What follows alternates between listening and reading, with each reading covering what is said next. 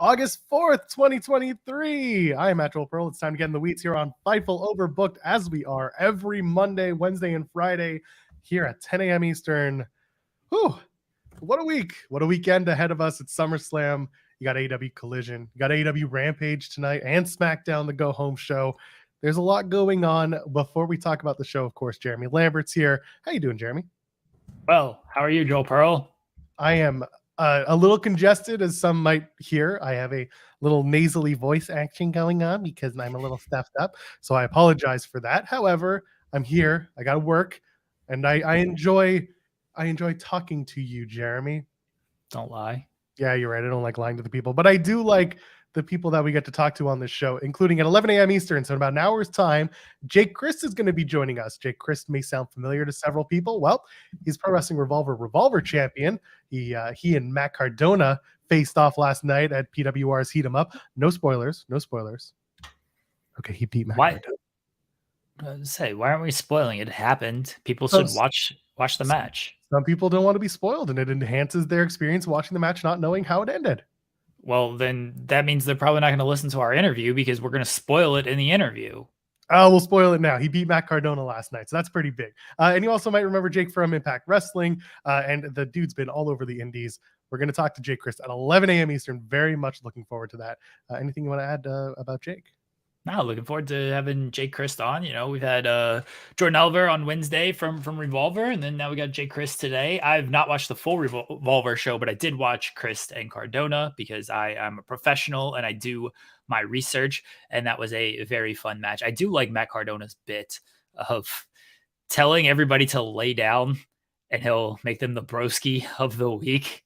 It's hilarious. It's the same thing every time. Like, some people are just like, absolutely not, and some people like do it, and of course then they do the surprise pin on him, and Cardona just acts shocked every single time of like, can't believe this has happened again. It's a fantastic bit though. You think Grado would do it? Oh, 100%. Yeah. If there's one thing Grado's gonna do, take a guitar shot and lay right down. I'm talking to somebody who is Grado adjacent in like 3 hours from now. So you're talking to Drew McIntyre? No, you're talking to Drew McIntyre, Alex McCarthy? No, I'm talking to somebody who may have recently hit Grado with the guitar in about 3 hours from now. Well, color me Jared.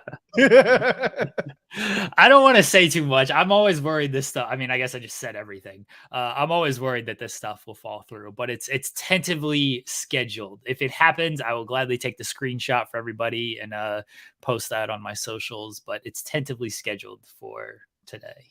Well, hopefully you get a few slap nuts out of this, my pal. I'm excited for you. That's fun. What's a good question? I was just going to ask him a bunch of Taylor Swift questions. That's true. Ask him about adventures in babysitting. That's what you should do. Yeah, I mean, here's the thing. He's told like the Taylor Swift stories before, so I don't want to like rehash all of that. I am going to ask him for his favorite Taylor Swift song though, because I don't know if he's ever answered that. Trying to think what else. Like, did she ever write songs while taking care of your kids? Are any of her songs about your children? His children's appeared in the music video, so I don't know. I don't think his children have ever broken up with her though, so maybe not. I'm just gonna ask him for his favorite song. I'm gonna ask him most satisfying guitar shot. That's a question I have for him, and then I have no idea what else. I'll ask him about Bash at the Beach 2000. That seems to be a hot topic that everybody wants to talk about. I don't know if I want to hear him talk more about it or less, because at this point he has had a lot to say about Bash at the Beach 2000. Would you ever watch, or would you ever work with Hulk Hogan again? just that, and see if he gives you a one-word answer or like a 1,000-word monologue. I want to see what that's like. Enjoy that interview. I hope it goes through. I hope it's a good time. So yeah, that's fun, and I'm sure we'll hear more about it once it happens. A lot happened over the last 48 hours. We have a new AEW Women's Champion. You and I sat here on Wednesday morning and said, what's going to main event this show on Dynamite 200? And then we said, no, there's 2 title matches. And Jeremy, what did I say about main events and title matches? I don't remember, Joel. I don't listen to you. That's fair. Well, Shida and Toni Storm, they had the Main event match at Dynamite 200. Hikaru Shida wins the AEW Women's World Championship. She has now held every single variant of that Women's World title, and good for her. This is exciting. I'm happy to see Shida overcome the odds, the adversity, if you will, and the outcast. Certainly feels to me like Shida and Saraya is the play for All In England. Although some people, Dave Meltzer being one of them, noting that he could see, and Sean I think said as well, he could see it being a multi-person match. So who knows? What did you think of the match? What do you think of Shida as the Women's World Champion in AEW? It was a good match. They got me on the Storm Zero near fall. That was really good. Yeah, Shida overcoming the odds and winning. It made sense that them headlining the Dynamite 200. Shida getting that moment. Her entire run was in front of no crowd, which was unfortunate because I think her run is very underrated for the division in the sense that because it happened in front of no fans, we don't know what the reaction was going to be like. But she was she defended the title a lot. People were, I do remember people were upset that like there weren't a lot of stories with her matches. She had like just a random title defense against Penelope Ford. And then that's when everyone was like, oh, we got to push Penelope Ford. Like she's a great worker. I'm not saying Penelope Ford is bad. She is a very good worker, but like Shida, and I said this when we did our, how do we fix the women's division? Who do we build this women's division around? I said Shida is probably the best worker in the company. And I completely stand by that. She's fantastic. She gets great matches out of everyone. And Tony Storm, much like Penelope Ford, very good worker. Everyone is elevated by Hikaru Shida. And that's why, she deserves this title run. I look forward to seeing it in front of fans, especially now that she's a baby face and should be hopefully a good run and hopefully some good stories with it. I understand All In, you do a multi-women's match because I don't know how many women's matches we're putting on All In. And so, if you're just going to do a singles match for that, that's going to burn that spot. So you do a multi-women's match, you get more women on the show. Is that good? Is that bad? Do they finally do the Outcasts and the Originals blow off at All In after months of not being able to do it or just not doing it? I don't know. The All In build is still existing for me. Like there's one match. We got one match official. It's a good match. It's a big match. The rest of the card, I said I wanted something for the Elite.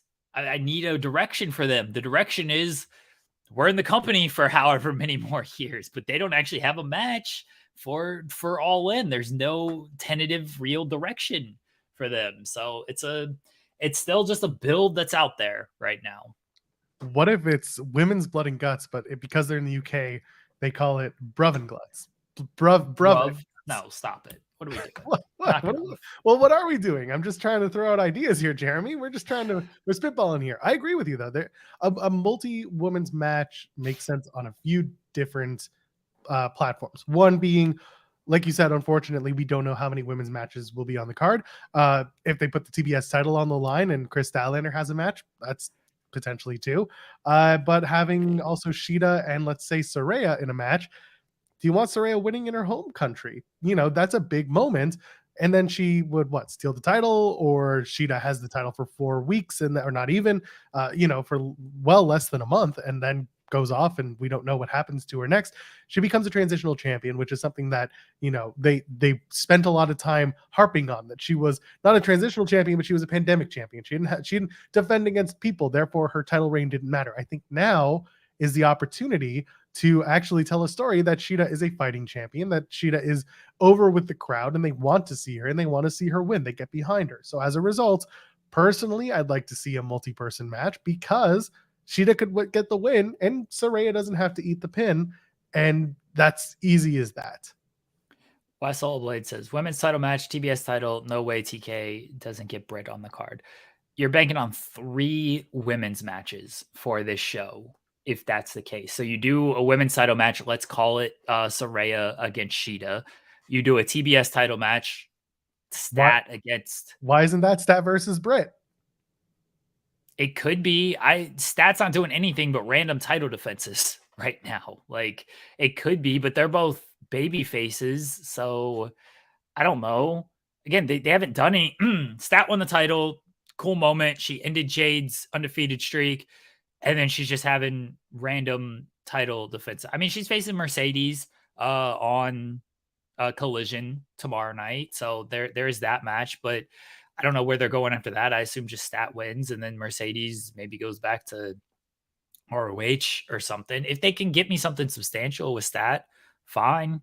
And then a Brit match. All right, who is that against? I agree, Brit's probably on the card, but who's that against? Wasselbo says one of those can be on undercard. So 0 hour. You put usually. I don't know if they're putting the usually 0 hours reserved for just like I don't want to say throwaway stuff, but not the major stuff. Like you're putting Brit on 0 hour, you're putting a title match on 0 hour. That's typically not their playbook there. It feels like they're going to do a multi-women's match. I don't know what it is. I don't know who's in it. And then they'll do maybe one title match. I would be surprised. I would be surprised if we get more than 2 women's matches on the main card. I'd be surprised. Yeah, no, so would I. And I'm trying to think of other matches you could do. I know you're not a big fan of doing any Ring of Honor matches, but I mean, I would argue that Athena deserves the opportunity. However, I'm with you. Yeah, no, but this is the thing. Like, I'm of both mindsets that it's like I don't need Ring of Honor on the show, but also I want to reward the one of the best champions in your company. You know, not just division, not just gender specific, but like she really is one of the best champions that AEW has across the entire company. So I'd love to be able to say, you know, she deserves this, and she does. I just don't know if at the end of the day there's a reason to do a Ring of Honor match at All In.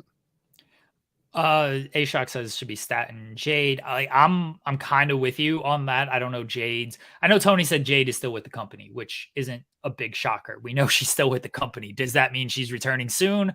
No idea when she's actually returning.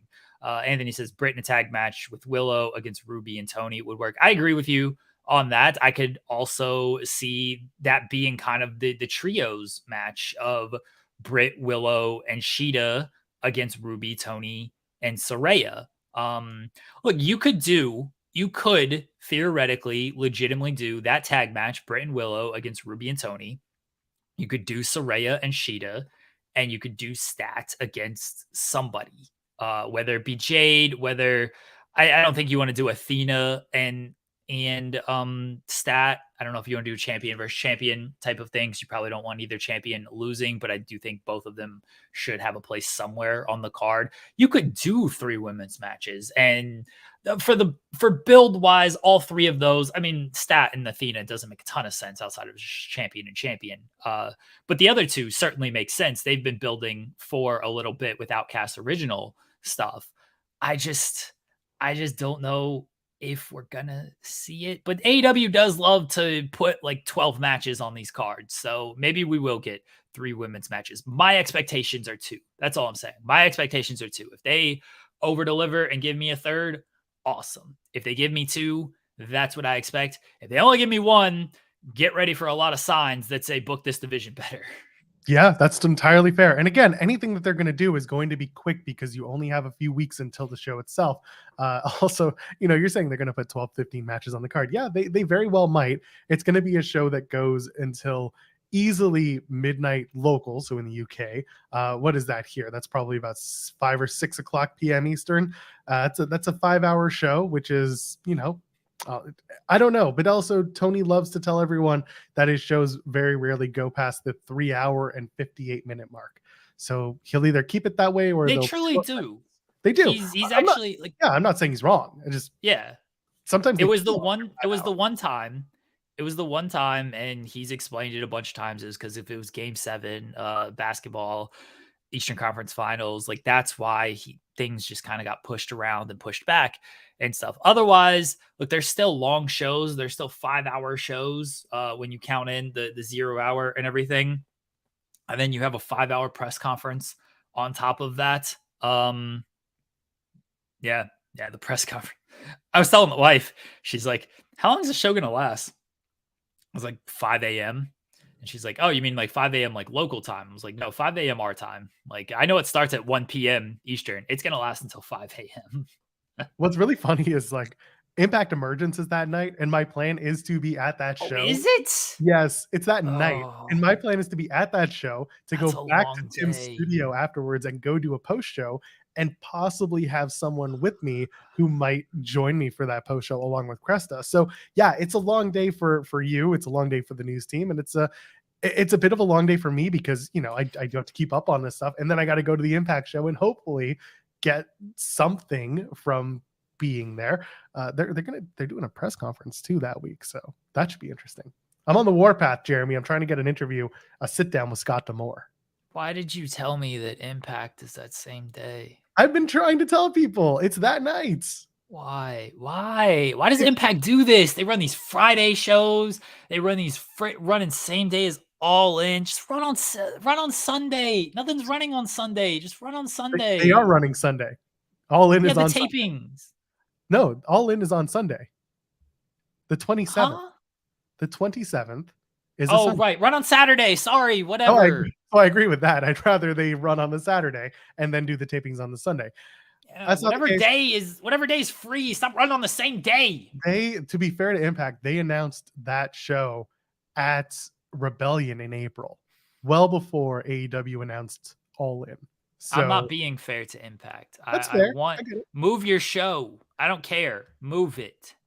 It's gonna be busy, but also the show itself feels like you don't have an X Division title match, you don't have a world title match, because those two are going to be in a match, in a multi-person match, a tag match. So it is what it is. The big match is Trinity versus Deonna, and that's gonna be a good match. Joel, I got things to do on that Sunday. So do I. People like, there's like personal stuff going on that I gotta only be present for like half an hour because I gotta watch wrestling all day. I don't think Tony Khan, Scott D'Amore, Paul Levesque, they don't care about families. They're running their wrestling every single weekend, every single night. People have weddings to attend. People have birthdays to put together. They don't care about people with children. I'm sick of it. I'm tired of it. Stop running so much wrestling. Stop it. They bring their children to the shows. Good for them. I'm glad they're able to do that. Some of these people don't have children. That's also true. So they don't care about think about the kids, everybody, and think about the fathers and mothers of these kids. Stop running shows all day. Knock it off. In some ways, the pandemic was great. We were all just hanging out at home, just watching wrestling, taking care of the kids. These selfish people, I can't believe it. By the way, we're almost 20 minutes into the show, and I should probably remind y'all to leave a thumbs up on the video and to subscribe to us here at Fightful Overbooked, and drop us a super chat. Any amount, get your question or statement right on the air, and it supports us here at Fightful Overbooked. It gets people paid, not named Jeremy, Joel, or Kate. Okay? I'm gonna start taking all this money with as much as I gotta cover with everything. I'm taking it all for myself. I'm gonna turn into a greedy person with all that I have to do. So give me all this money now. The anonymous, it's no longer about everybody else. It's about me. It's fair. The anonymous ITW general manager just clued me in as to your whereabouts on the 27th plan. Yeah. And yeah, I can agree with exactly that. Stop running wrestling shows on the 27th. All day. I gotta, look these people in the eyes and tell them stepdad can't be there because these stupid wrestling companies want to continue to run their stupid shows all day. It's okay. Stupid. I'll cover Impact for you while I'm there. I'll send you scoops or something. I don't know. That doesn't help me, Joel. Can you write news stories? I mean, I can write stuff. I don't know if news stories is what you're going to get. I know. Book you better, huh? I should say pay me better. And you get Sean on here so we can immediately pop in. I can tell him I need a raise. You see all these friggin' companies that are running on this one day and can't happen. So we were talking off the air right now in Detroit. There is a media scrum going on for SummerSlam.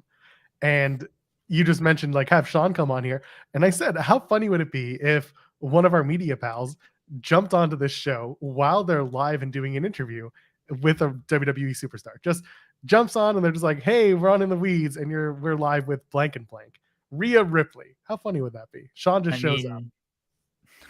mean, I sent this link to a media pal who I didn't know that was or was not going to be a part of the scrum because she didn't know. I mean, I'll say it, I know it's a big secret. Haley from Tag Talk, she's in Detroit covering the show and everything. And I sent it to her because I asked her beforehand. I was like, "Hey, do you want to join the show? Are you gonna be free?" And she's like, "I don't know. I don't know if I'm part of the junket or not." I was like, "Okay, cool. Like, if you're not, like, feel free to join us. I'll just send you the link." She found out she was part of the junket, which is awesome. And then I said, "Well, I'm still going to send you the link. Join us from the junket." So I sent her the link. Maybe she will join us from the junket. If not, if Haley does not join the show today, that is our tentative guest for Monday to review SummerSlam. So I do want Haley on the show to talk about her experience and everything. Yeah, it would be great because that's this was her first time doing this press junket and the media junket. So I'd love to get her experience. Tell the stories of what went down. Yeah. Haley's out there doing great work, and we support and appreciate her, and hopefully Tag Talk will be back soon. There you go.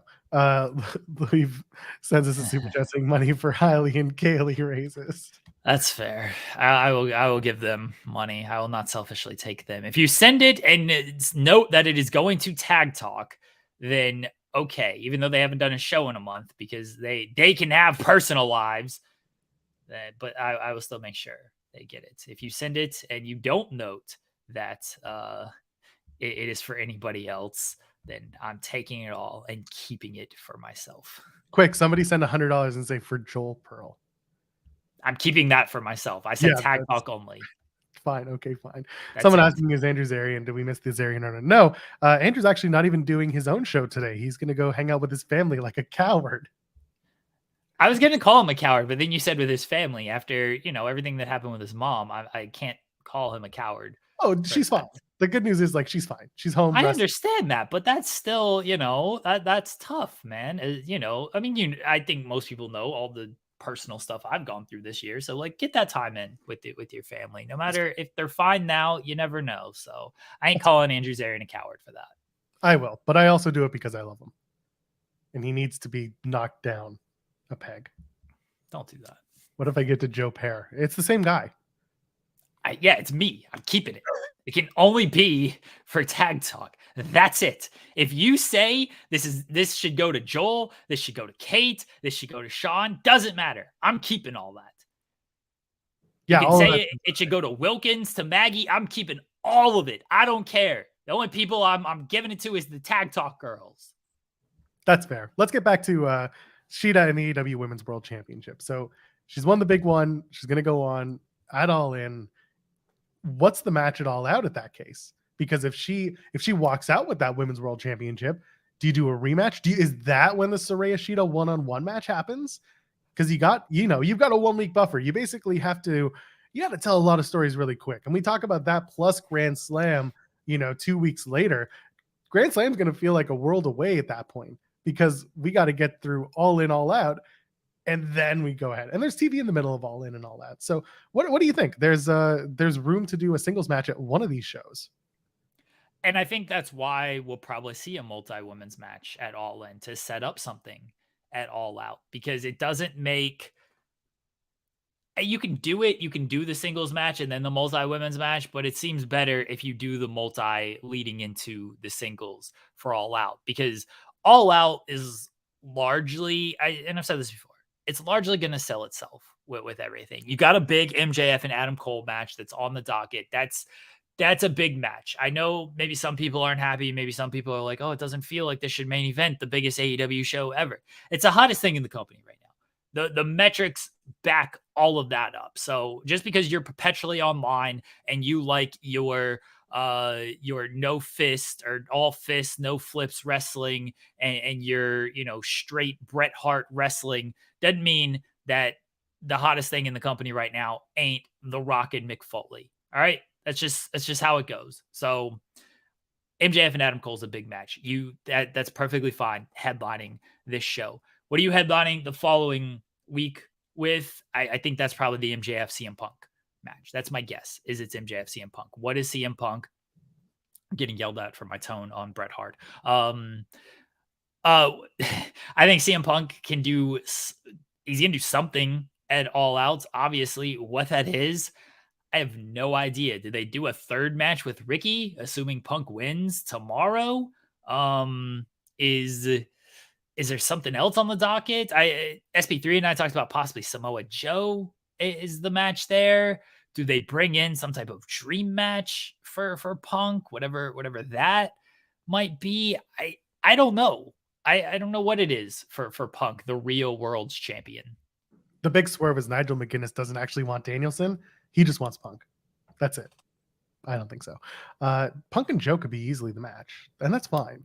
I do want to bring up why Solable mentioning that a women's battle royal on the undercard for a shot at the title at All Out. I don't hate that. You do a women's battle royal, and then it mentions that Britt wins that, and then there's a rematch from Double or Nothing 2021 between Britt Baker and Hikaru Shida. Again, I don't hate it. It's an option for not only getting all the women on this big card, but also you can tell a quick story with the time that you have. It's not bad. Yeah. And they did the if you want to talk about the spirit of All In, they did the battle royal on the pre-show. This is the original All In. They did the battle royal on the pre-show, and then the winner got a title shot, ROH title, I believe, later in the night. So yeah, you can do a battle royal All In. The winner gets the title shot at All Out instead of later in the night because you have 2 shows to book here. So I am trying to look at like the spirit of the original All In to kind of go off of this All In as well. And I realize it's 2 separate things because that All In, there were some stories on it, but I mean, look at the main event. That was dream match type main event. That was not a big type story. And unfortunately their time got cut, but the majority of that show was dream match stuff or built on being the elite or Cody just being Cody, which that was honestly a big selling point on that show. Cody and Aldis was a huge selling point on that, but that wasn't anything that like was built on television. A lot of the stuff wasn't built on television because the only television they had was ROH. It's different scenarios, certainly, but I do think Tony wants to capture that spirit a little bit, and that's why we're probably going to get some dream match stuff and not everything is just built for weeks and months. So okay, the real world's champion, yes, that's gotta chuff some people, like not like in a storyline sense. And I'm trying to think, like, would you do Punk versus Nick Aldis? Is that something that people would want to see? Aldis coming in, I know he just pulled out of a couple of bookings and said my back is hurt, but it gives him a few weeks to at least get himself feeling better. Aldis being like, you're not the real world's champion, I was the real world's champion, what's causing all this then? And then we do a match between CM Punk and Nick Aldis. I mean, sure. I know it. The Aldis play is because the UK, right? Like, you're gonna have Aldis lose, and the UK, he ain't winning that title. So is he gonna lose that match?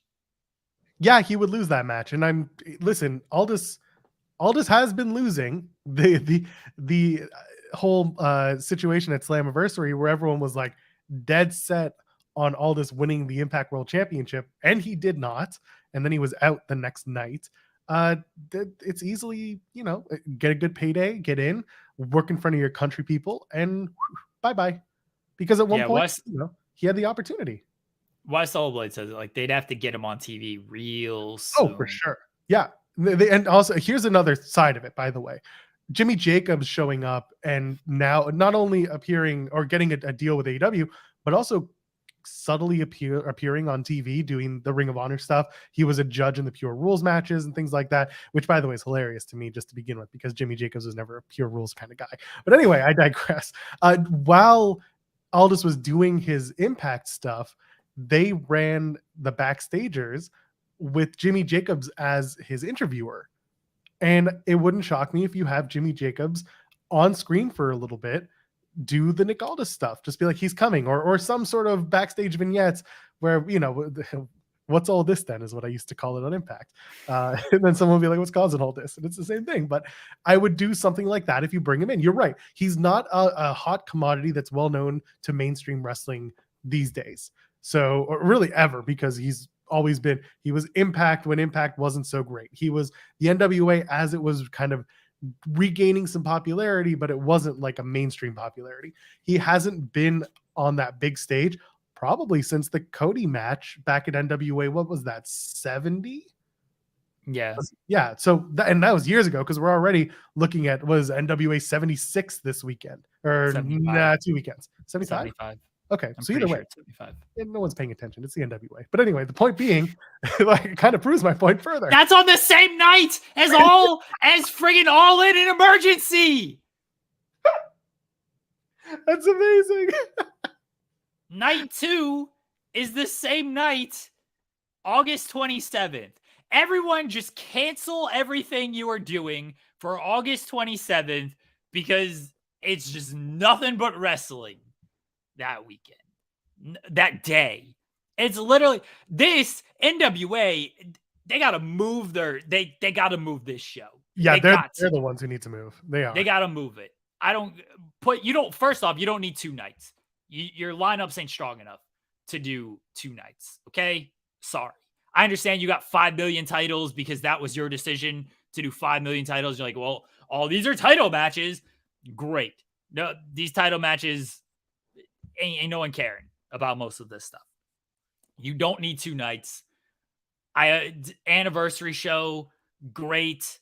You can do you've done your anniversary show just basically anytime during August. Move your shows. Billy, I'm talking to you, Smashing Pumpkins guy. Move your shows. Knock it off. Stop. How many people are at that like fit in the chase for that show?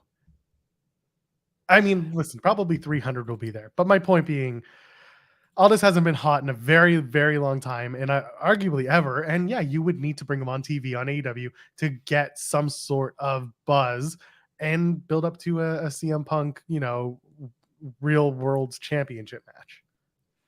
NWA is going to try to steal the weekend with Tyrus and EC3 in the main event, with Tyrus losing and retiring.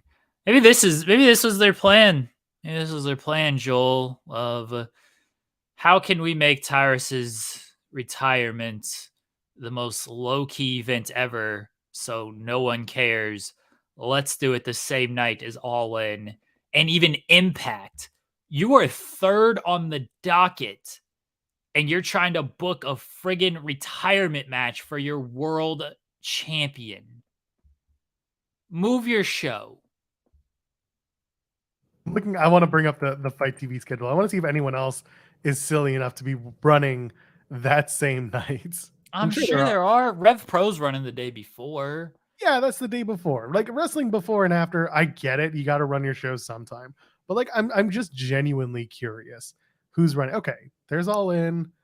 There's NWA 75 and Emergence. No one else is on Fight TV, at least, announced. Because they're smart. Yes, they are. Because they know that, like, if they did have something booked, it's like, yeah, maybe that's a bad idea. It's just weird, man. I don't know what they're thinking. I mean, they're not. That's really what it is. Anyway, no one cares about the NWA, so it doesn't matter. I'm going to post NWA results 5 weeks later and see if anybody notices.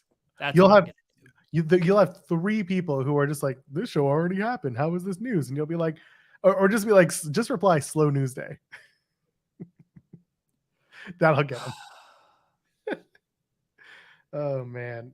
Yeah, Bonkers mentioning in the chat that Mickey James is set for the Rev Pro show. Take a look at who's on the Rev Pro show the night before, and it's kind of like, it starts getting people wondering who else might appear, because there have been a few announced participants that have definitely made me think, Mickey James being one of them. It's going to be a good show, that Rev Pro show. Can't wait. You don't watch it. Sorry, I'm not going to poke the bear. Punk versus Jay White's another one that I would actually like to see. Punk and Jay White have had there was a rumor that Punk wanted Jay White in a singles match. Do that for the Real World Championship. Problem is, again, I don't want to see Jay White lose unless it's a really good match. Like I mean, a really solid that's one. gonna be a real good match. They've protected Jay White throughout this AEW run. It's gonna be a good match against Punk. I think that Punk and Jay White makes sense for for All In as for the Real World's title. And again, if you're gonna do this, you better set that up tomorrow night after Punk beats Ricky. You better have Jay White come out and confront him. You ain't got weeks to waste here. You just don't. Like, and I say this, and I know Tony Khan is a madman who does not sleep and everything. He's running all of these shows and stuff, but here's the thing with that. He's running all these shows. You got Premiership coming up. The Fulham season is about to start. The Jaguar season is about to start. You got a big time in AEW with all of this stuff. Like, it's a busy time. And I don't know what his focus is going when it comes to AEW. I feel like Joel Pearl is dying over there. It's very sad. I just had to blow my nose. Oh, okay. Oh my God. All right. Who cares about? Yeah, I don't care how I feel. This is fantastic. Hopefully we get a picture. Hopefully the video comes on. I'll keep vamping talking about Jay White and Tony Khan. So there's a lot coming up for Tony beyond AEW. And so, all right, here we go. Let's joining us now from Tag Talk, still part of the team, always part of the team. Send in all your money to Tag Talk. She is live at the WWE SummerSlam press junket in Detroit. It is Haley. We're hopefully this connection actually works halfway decently. I promise you she's there in some capacity. I assume the internet is god awful. This is what happens when 200 media people jump on the same wireless network, Jeremy. Don't they have a private media? God forbid, not for the wrestling media. No, they don't. No, they're like, use the conference media like a pleb. Okay. I don't know if we're gonna get Haley. I'd love to see this. I'd love to see her on this on the floor of the junket here working the magic. We can see the photo. People can see she is. I thought she may have popped off. Okay, I don't know what's happening at this point. All right, I'm gonna pop Haley off. Oh wait. Oh, okay. All right, she has left. Let's see if she comes back. Hopefully she comes back. She could easily just run out of the room and just be like, "Hey, I'm here," and that's it. But we'll see. We'll see. Yes. Hopefully she pop back on. We shall see. It said the internet in this place is not ideal, is what she just messaged me. That sounds exactly right. Yeah, I believe it. it. We'll see if Haley pops back on. She tried. I bless her for like attempting to join this stupid show as she's doing press stuff at WWE SummerSlam. So we'll see if we can get her to pop back on. See if she can find Sean eating some eggs while he's there. I'd just be like, go find the guy who shares the last name as me and get the real Wi-Fi password. He knows where all the good shit is. The other Joel, he knows. Yeah, that's true. That is very true. That's true. Just tell Billy sent you. I'm sure that'll go over very well. I'm sure it would. Anyway, so continue about Punk and Jay White and your expectations on something like that. Oh, I'm for that match. I'm completely for that match happening at All In. Again, if you're going to set that up, you better set that up this week. And I was saying when it comes to Tony Khan, he's a man who's juggled a lot throughout his time in AEW because he was already doing Jaguars and Fulham stuff when he started AEW. So he's juggled a lot, but he's juggling even more with AEW since they've added Collision. They're doing these big shows when it comes on back-to-back weeks. So he's juggling even more with this. And the Jaguars are like good now. He's got to worry about the Saudis when it comes to Fulham and paying everybody. There's a lot going on in the world of he's added ROH as well to this. So like there's a lot going on in the world of Tony Khan, and he's got to figure all this out. Bless him. Good luck. By the way, I was alluding to some of the people who were on that Copperbox show for Rev Pro. So yeah, Ospreay's on the card, of course. He's facing Shingo Takagi. You've got Tomohiro Ishii. You have Mickey James, we mentioned. Zack Sabre Jr. is going to be there. Michael Oku, Trent Seven. There's Trent Seven, who's already made, appearances for AEW. So there are a lot of people on that card who could reasonably show up the next night in. Here was the big one. Katsuyori Shibata is in a tag match the night before. Okay. I mean, I'm sure if they could get him for All In, they would try. Tony loves Shibata. Loves them. And Shibata loves Tony via Google Translate. Bless him. Bless him. Yeah, I'm sure if they can get him in All In, then they will attempt to get him in All In. And that might be your ROH tie. They do a pure rules, pure title match on that show. Strap up Daniel Garcia, baby. I would love to see that. Let's go. But either way, if Shibata gets involved in the show, I think a lot of people would be happy about that. Either way, there was a lot other stuff going on AEW Dynamite 200 this past week. I know you and Jensen had a good conversation about it on your show. Real quick, MJF doing his little ADD adult Jew boy promo for the 20th time. I put it out of my circles and I said, I feel like I've heard this one before. This is the before I turn promo that MJF loves to do. Yeah. And, I get it. And it's a good promo. But I don't like that I can be like, oh yeah, no, you've done this one 4 other times that I can think of off the top of my head. And I'm sure of many other times as well. Doesn't seem like there's a turn that's happening immediately. I know a lot of people were talking about the way that they hugged at the end, Adam Cole and MJF, after the match was made for All In. Just give me your general thoughts. Yeah, just doing the knife in the back type of hug. What do you think of this whole thing? Because there are a lot of places that this can go. You got 2 guys who are real scumbags. One is admitting it openly, and the other one is, his best friend is kind of throwing stuff around. I think that part sort of saved the promo because, like you said, this is a promo we've heard before. Every time MJF wants to garner sympathy, he cuts this promo, which fine. I mean, he's got about 3 million villain origin stories. He's only got 1 hero origin story. So he cuts this same promo, but this time when he still basically admitted, like, no, I'm still a scumbag, everybody. Like, I'm still that guy. I thought that saved it a little bit of where it wasn't, okay, he's full on just trying to trick everybody. He is openly still admitting, yeah, I still suck. And Adam Cole's got to be aware of that. I keep waiting for somebody to kick somebody in the dick. I don't know if Cole kicks MJF in the dick or MJF kicks Cole in the dick, but I keep waiting for the dick kick to come. They signed the contract. They did the hug. The big 2 rumors are, the hug. Cole does the stab in the back motion that he did on NXT with Strong and O'Reilly. And then the contract of Adam Cole didn't read the contract. MJF could have put anything in that contract type of thing. Those are the 2 big things that people want to talk about of how they're going to get where they're going to get. I think they're going to have a friendly little build, and I think they're going to do a friendly match going into All In. I think All In is where the turn ends up coming. I think they do the match at All In. I think it goes well, and then you close All In with likely MJF beating. I think he beats Adam Cole. I don't think Adam Cole wins that. Yeah, I agree. Although it'd be a cool moment, honestly. Adam Cole coming back from everything, babyface Adam Cole winning the title, and then being the champion in front of 80,000 people, and he gets this big moment. But it feels like MJF and Punk is the play at All Out. So MJF wins. They hug. Like, good competitive match. You got me on that one. And then MJF kicks him in the dick. And then he's the bad guy. You go into All Out. Title.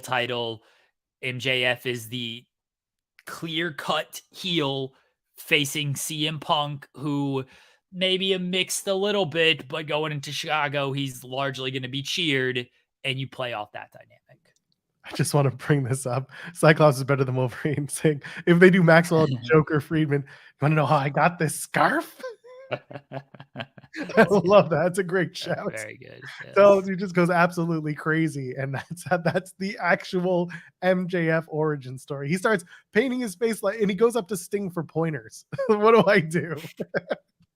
Sting's just like, okay, I got you on this one. This one I can help you with.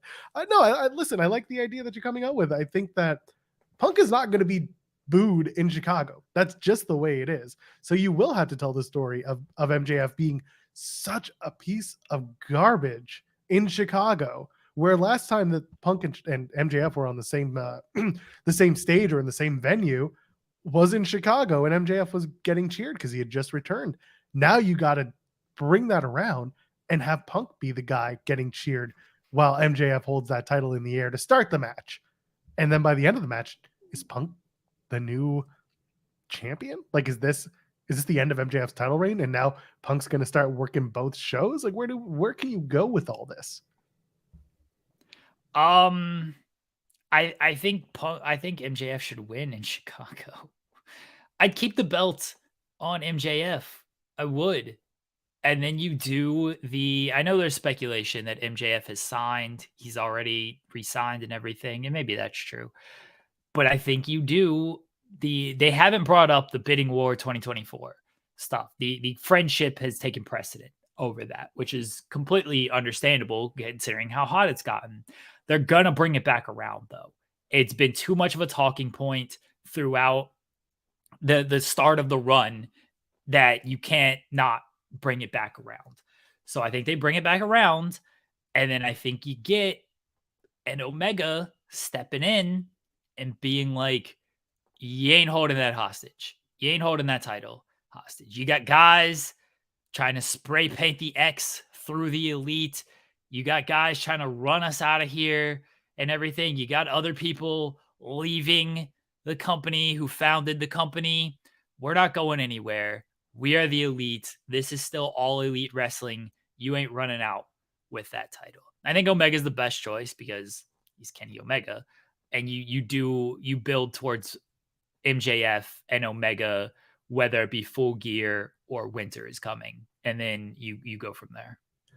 Omega having that history at Winter is coming of winning the title and kind of stealing the title. I wouldn't hate that. I see in the chat, Omega teasing Collision debut. Yeah, listen, the elite at the end of their match on Dynamite 200 said like, oh, we're going to be everywhere. We'll be Ring of Honor. We'll be Dynamite, Rampage. We'll even be on Collision. And I'm just like, buddy, the Collision episode you're going to show up on is August 26th. It will have already been taped. And it's the same night as that episode of Dynamite that was taped earlier because Punk will already be in the UK doing press for that week. That's the way I see it. Their first appearance on Collision, probably the week of All in a pre-tape show. Of course, they're gonna be on Collision. They're there for at least another 3 or 4 years. You're telling me they're not gonna be on a single episode of Collision in 3 or 4 years? I promise you, the elite will be on Collision at some point during this contract run. And that's the best part. Sometime the elite shows up to work. And of course, then everyone gets all weird about it because that's just what wrestling is. I'm looking forward to the build for All In. We're finally starting to do something. I'm hoping that even on Rampage and Collision, I'm hoping that we start getting a little bit closer to more matches being announced. Probably not on Rampage, but definitely on Collision. The parking lot brawl, though, I'm excited to watch that because it's the only match that we don't know the outcome to and what happened since they're taping it at Daly's Place, no fans, or maybe they asked a few people to come in and play extra. What do you think? Who's going to win that the parking lot brawl? And will Sue show up again? I mean, if Sue doesn't show up, then what are we doing? Honestly, what are we doing if Sue is not there to drop them off, do whatever needs to be done? Best friend. Here's the thing. Moxley doesn't take a lot of losses. Claudio's the ROH champion, so he ain't taking a lot of losses.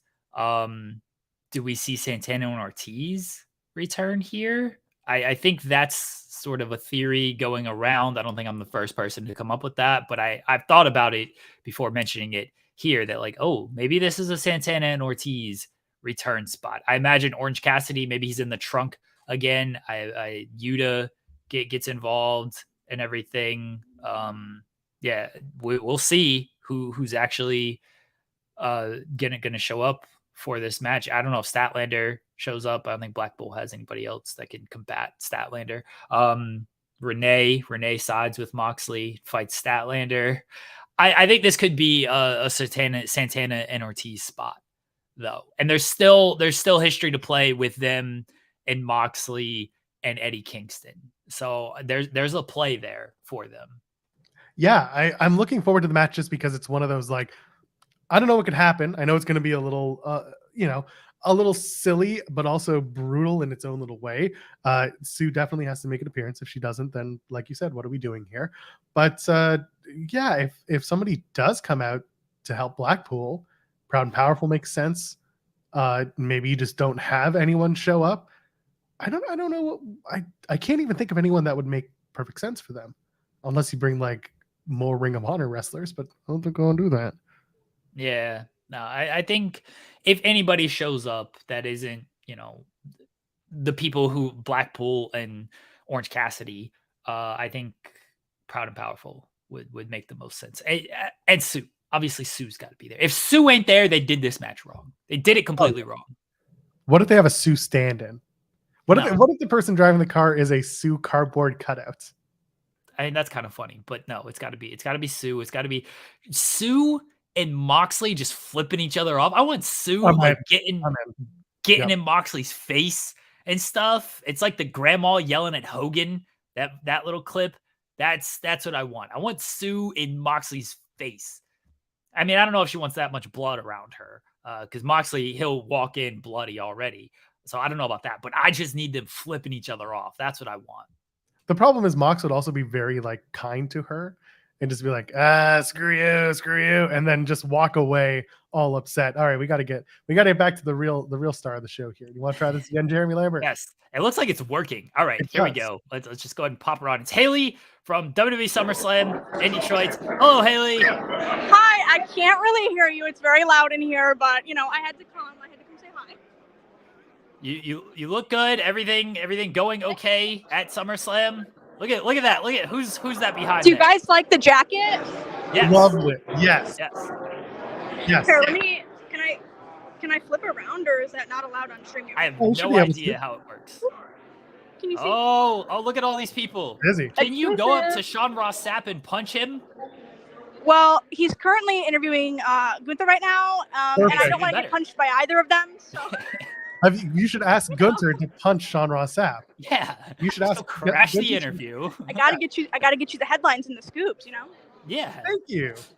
Gunther beats up dirt sheet reporter. I don't get a lot of clicks, honestly. How is your experience? By the way, you're on the show on Monday. I don't know what you're doing on Monday, but you're on the show on Monday. But how are you finding things in Detroit? It's good. This is my first time here. I've never been in the city, and I've obviously never done anything like this. I feel like a fish out of water, but it's been great. Everybody's really sweet and accommodating, so it's been good. It's been great. We're very excited for you, very happy for you. I don't want to keep you too long because I know you're doing real work. We're just doing this silly show. But yeah, I'm actually working, Jeremy. I'm actually I don't know what that's like. Wow. I don't do that at all. But good luck with everything. Have fun. Have fun with the interviews. Look forward to all the content that comes out of that. And I'll message you about being actually on the show on Monday to talk about everything from this weekend. Thank you for joining us, Haley. I love you guys. Thank you for checking in and having me on. I can't wait to further gush about this after the weekend's done. There we go. You rule, Haley. Thank you. Have a good weekend. Have fun. Bye, guys. Love you. Bye. Love you too. So good. Oh, bless Haley for joining us when she's actually doing real work at the WWE media event. She's like, yeah, sure. I'll pop on here and talk to these idiots. I do love that coat that she's wearing, by the way. She had a photo with it earlier when she, everyone's posting their fits going into SummerSlam, and I was a big fan of what she had on. She had a great jacket. Really a big fan of that. So looking forward to seeing what she brings up, and looking forward to a conversation with her on Monday. It should be a lot of fun. Yeah.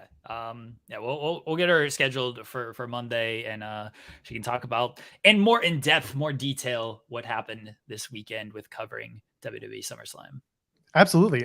Hey, so we go from one guest to the next. If he's ready, he can give me a thumbs up in the back. There it is. I always love getting the thumbs up in the back because nobody else can see it but Jeremy and I. So it's good stuff. Oh, last night before Wrestling Revolver, the Revolver champion defeated Matt Cardona at Heat 'em Up. You've seen him in Impact Wrestling. You've seen him all over the indies. He is the one, the only Ohioan we talk about. That's Jake Crist. How you doing, Jake? It's good to see you. How's it going? How you guys doing this morning? Doing great. Doing well. Thank you. Good. Thank you for joining us coming off.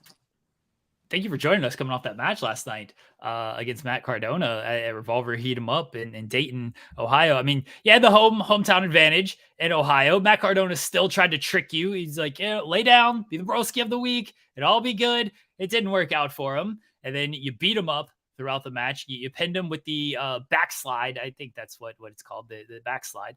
Absolutely. And then, yeah, got the victory. Tell us about the match and how you're feeling one day, less than 12 hours later. I am exhausted, tired. I had probably 4 hours of sleep.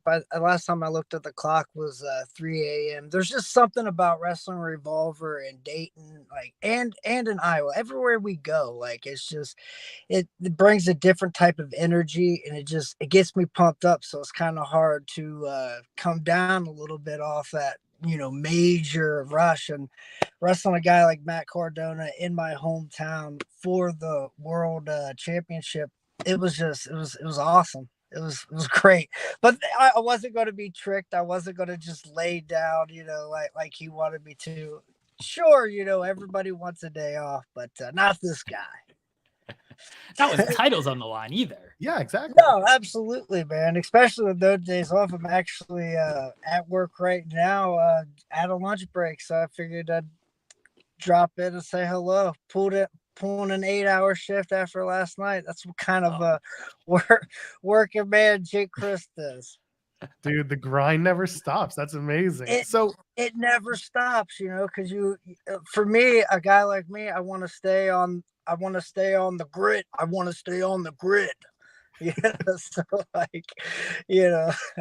no, but yeah, I got 2 children I got to support. So yeah, it's definitely a grind. So right off the bat, so I've been to Ohio a couple of times, different cities in the state. What makes Ohio so great? Because you are a big proponent for the state of Ohio.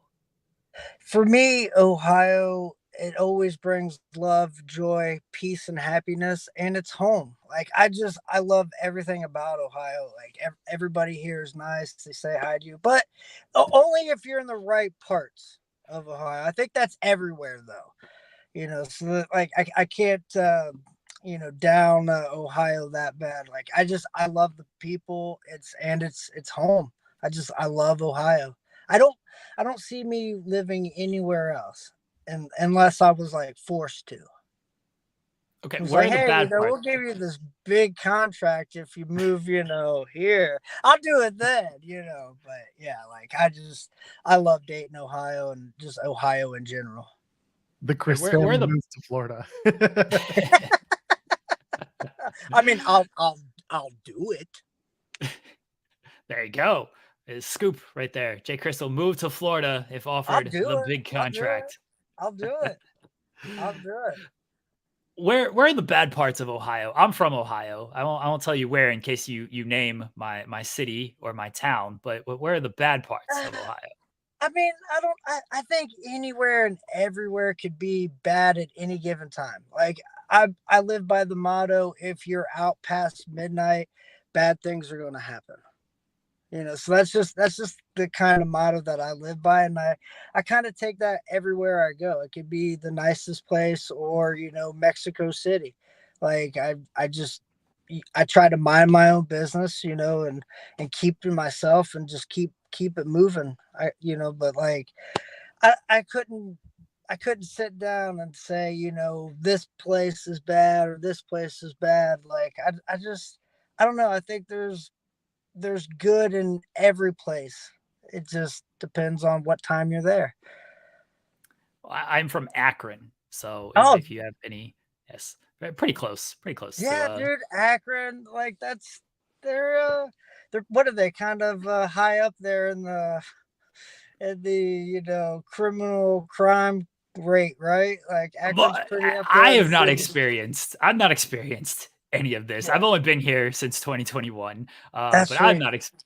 Yeah, I've not experienced any of this. I mean, moving to Ohio was not on my bucket list of things to do, but sometimes things happen. Things happen. I Yeah, won't say. you gotta go with what the wind takes you. Sometimes, whichever way the wind blows, sometimes you just gotta go with it. That's what I've learned Some about life. sometimes the wind slides in your DMs and praises Bret Hart, and you just get taken to There, Ohio. That's what. there you go. What I'm sure there isn't a better place to be than Akron, Ohio, right now. The people, yes. The actual place, I don't know. I want to ask about you. You made a couple of returns to Impact this year, but the kind of the big one was Under Siege, because you had been on Impact for 2 years before that. So how did the return at Under Siege come about? It was kind of just presented to me, and of course, like I'm a worker. I'm not gonna turn down any type of opportunity like that. Of course, like being with Sammy Callahan just was the icing on the cake. That's I love Sammy to death. It's my best friend in the whole wide world. Like he's amazing. He's a great individual, great talent, like even better booker, and the way he runs Revolver is just, he's a genius. He's like our modern day just genius. Like I love Sammy to death. But to come back at Impact and to get to wrestle along both sides, like Swan and Sammy, was just, it was a dream come true. I was pinching myself. I've never been so nervous in my life, just to try to perform at a high level. And I didn't want to make, Sammy or Swan or even Sawyer, feel like, this guy, shouldn't be here. So I kind of had a little bit of a chip on my shoulder, a little bit of something to prove, not only to myself, but I felt like the wrestling world. And I think I came out swinging for the fences, and I totally hit a dinger. Your against all odds, your against all odds appearance certainly raised a lot of eyebrows at that the street fights.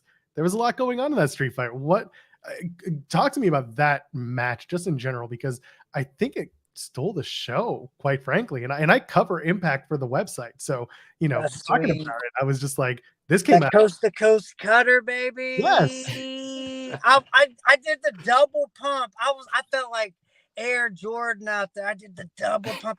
I saw it coming in slow motion. Oh yeah, that stuff was so clean. But the burning hammer through the barbed wire board off the apron, I think, Phil, like I still kind of got a little crick in the neck right there, but it's probably fine. But yeah, I loved it. That was a great match, and like everything was flawless, perfect. And again, Sammy, I love him to death. It's amazing. Speaking of Sammy, you were on his podcast not too long ago, talking about your sobriety of 3 years. First of all, amazing. Congratulations. I hope Thank you. keeps going. You told a story about walking to the gym every single morning, and your wife being like, you don't have a gym membership. And you said, well, I do now. Are you still walking to the gym every morning? Is that still part of your routine? Every morning I walk to the gym. That's wild. Every morning, like I get up around 3 or 4 in the morning. I walk to the gym. I'll either do whatever I'm hitting, arms, chest, back, legs, whatever it may be, whatever body part that day.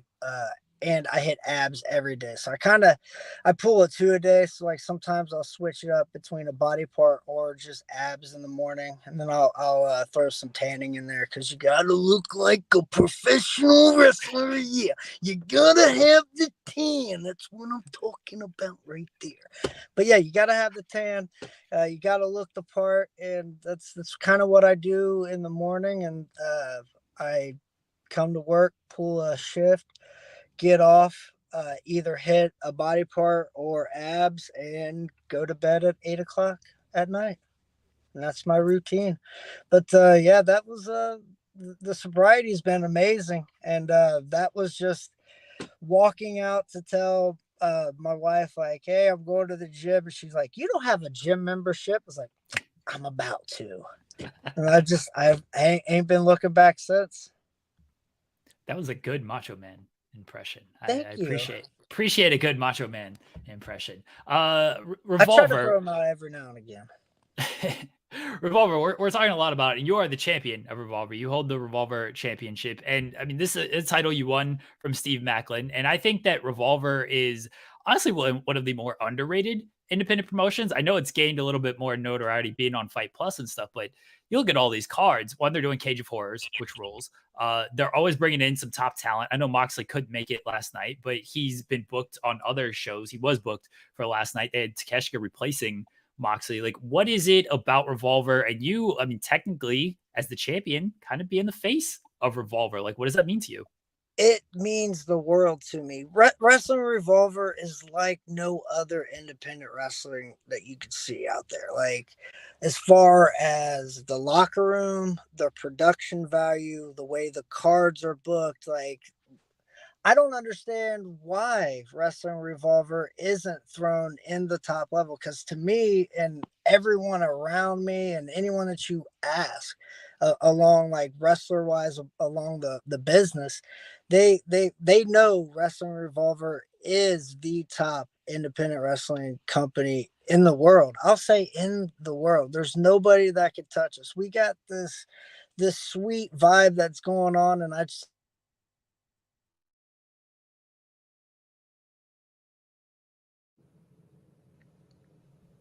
Did we lose Jake? Yeah, I feel like we may have frozen. Everything was good. What happened? The internet happened. The internet. What can you do with the internet's internet? great for us. Maybe he got a phone call. That's also another Maybe thing. that is true. That is something that happens. Like, if you're on your phone on the StreamYard, it might be a phone call. He said he's on a lunch break. Maybe his alarm went off. Like, all right, lunch break's over. I'm out. Yeah, gotta get back. We'll see if Jake. I'm gonna pop him off screen so it's not just frozen in time, looking like with that. And we'll see if he pops back up here in a second.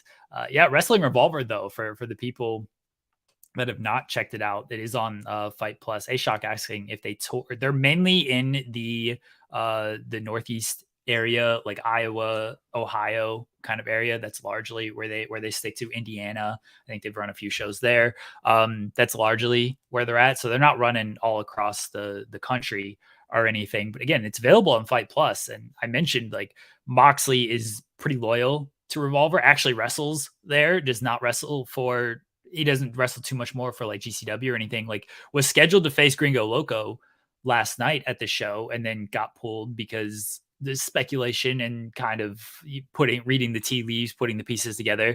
They had to film the parking lot brawl at Daly's place. So that's why he likely missed the Revolver show last night, but they got Takeshita in the place. I imagine Moxley will be back at some point. Revolver. It is heavy on the Impact talent, as you would imagine, just because it's Callahan's promotion. It's Sami Callahan's promotion. He obviously has a good standing with Impact, so we can use a lot of the Impact talent. But if you haven't checked them out, I'm telling you, go to Fight Plus and check it out, because they do a very, very good shows, very good products. The recent Cage of Horrors show that they did was fantastic. So there we go. All right, Jake is back. We're gonna pop him back on here. There we go. Sorry about that. My phone overheated on me. Oh, it's like a temperature thing. Like, I'm in my car with the air off and stuff, and just trying to, like, yeah. I'm sorry about that, guys. No worries. It happens. It happens. we were taking bets trying to figure out, was it did he get a phone call? Did he get something come up? Like, what happened? Oh, the temperature in my phone, so I'm gonna crack the door open. Sorry about that. That's all good. Were Wrestling Revolver, like, it's like no other. Like, the production value, the cards, like everything about it. There's no one that can touch us right now, like, especially on the independent level. Like, Sammy has his hands in so many different pots. Like, and he's so well liked around the business that, like, he can get people from Impact, can get people from AEW. Like, his cards are just top notch all the time, and I'm just lucky to be a part of the Wrestling Revolver. And to be the face of it, it's like a dream come true.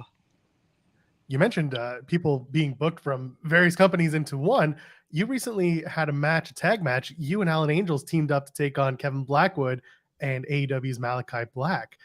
Talk to me about that match. Working with Malachi Black, who is, a nationally seen television star. What was the match like? How did everything come about? It was kind of spur of the moment, because it was supposed to be Kevin Blackwood, but I think he ended up getting injured, like messing around in the ring. So I think his ankle ended up getting messed up a little bit, and they had to switch some things around. But I've wrestled Malachi Black a few different times. Germany, my first tour of Germany was with him in the main event, so it was awesome. Like it was. I really enjoy working guys of the caliber of Malachi Black, because he is like no other. He's in the level of like just that. It's like no other. Legit, he's in a level of his own.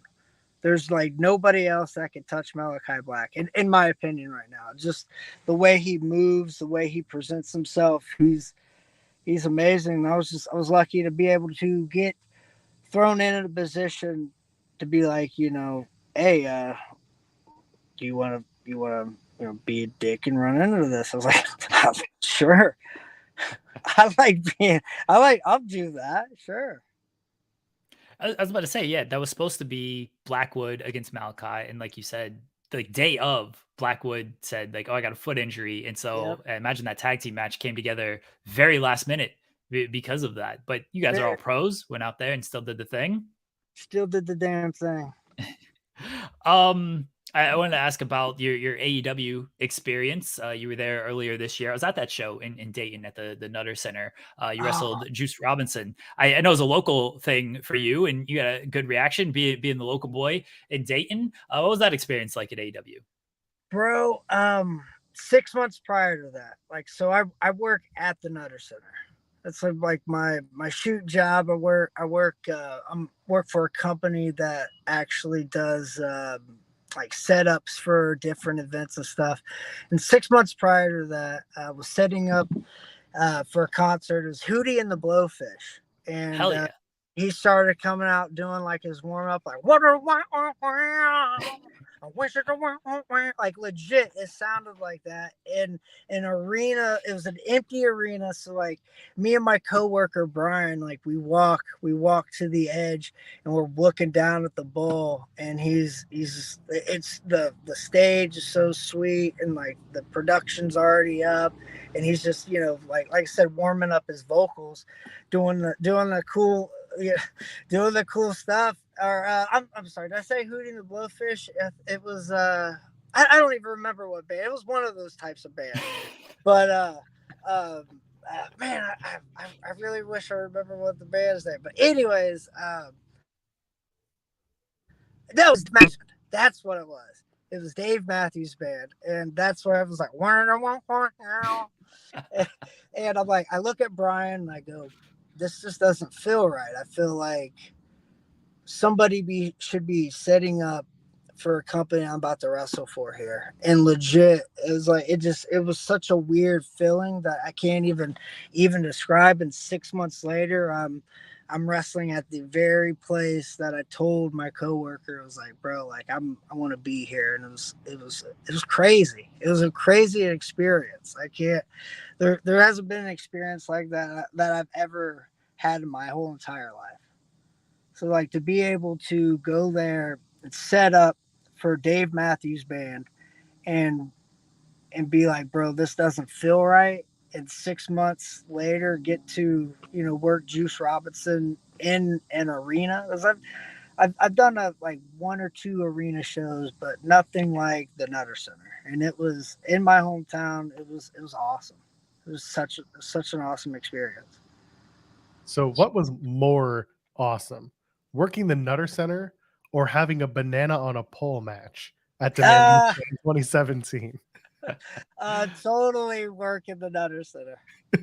You sure? I mean, a banana on a pole match sounds like banana on a pole match sounds awesome though. Well, you were in it, so I should It hope. sounds awesome. It was I not. don't remember that match at all. This was years ago. This was like 2017 in Toronto, and you had a 3-way with it was you, Space Monkey, and Oh shit! Yeah, I do remember that now. yeah, and John Greed. That was the third man. There you go. He was Space Monkey is awesome. Is he still around doing stuff? He's still around. For those who don't know Space Monkey, he is a wrestler who is a man who is a monkey who was launched into space and came back with magical wrestling powers. Yes, Space Monkey is very much still around. Yes, Space Monkey's awesome. I'm so glad that he's still around doing the thing. But yeah, I do remember the banana on a pole match, the craziest match. Oh, that's crazy. You've shared the ring. We got to get Space Monkey on television. You've shared the ring with a lot of the top names just this year alone, like calendar year, like Speedball Mike Bailey, John Moxley, Alex Shelley. What have you learned from these guys being in the ring with them, and then even backstage, like kind of what have you learned from them? Like any advice that they may have given you? Oh yeah, man. Well, I've known Moxley since he stepped foot in the business. He came in an HWA, bright-eyed, bushy-tailed kid from Cincinnati. So like I've have a long history with Mox, and that was just like two friends reunited again. What I learned about Moxley is he hits really, really hard, and he'll knock you out. Speedball. What I've learned about Speedball is nobody in wrestling, I think past, present, or future, has the kicks and just versatile like Speedball. Speedball is one of my favorite wrestlers to watch right now. What he does is just it's amazing. So to be able to share a ring with a guy like Speedball was awesome. So yeah, Moxley, Speedball, those dudes were top-notch talents, and I just hope to continue to wrestle top-notch talents like that. It's like every match you learn from. If you're not learning, then you should be doing this. We've asked a lot of wrestlers this question because Speedball keeps coming up as one of the answers. Who hits the hardest? Who kicks the hardest? Speedball. Moxley throws a very, very vicious form. Yeah, like those two people right off the bat is who I would say is pretty stiff. Those dudes are pretty stiff.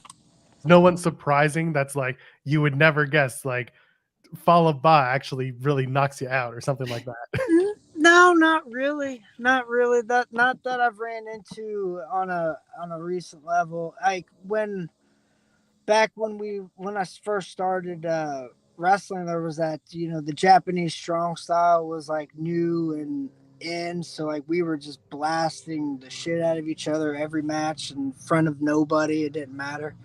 But there's been nobody that surprisingly where I've had to be like, dude, lighten up. My last one for you, Jake. You've done a handful of death matches. You've done a spider web death matches. You've done light tube matches and things like that. What is it about those matches that appeal to you and really anyone? I mean, being in it, like I can watch a few of them, but like, what is it about being hit with a light tube that's like this seems like a good idea today? Well, it's never a good idea. I've never had that pop up to where it was like, hey, I'm going to wake up and be like, oh, I'm going to get hit with the light tube today. But for me, deathmatch wrestling is a part of our culture. It's a part of wrestling, whether anybody wants to admit it or not, whether they like it or they don't. I'm a student of the game, and I like to be able to have every kind of art form covered in this. So whether it's deathmatch, lucha libre, strong style, just straight up wrestling, matches, like I feel like I can mix it up with anyone and everyone. So like I try to create that style like since day one. I was a huge fan of Bruce Lee, and I always loved the fact that he created his own martial arts. So that's kind of what I wanted to do with pro wrestling. So deathmatch wrestling is a part of pro wrestling, so that I have to dabble in that too. I got to learn how to do those things as well if I want to be well versatile in this business. And that's what I felt like that I had to do to get bookings.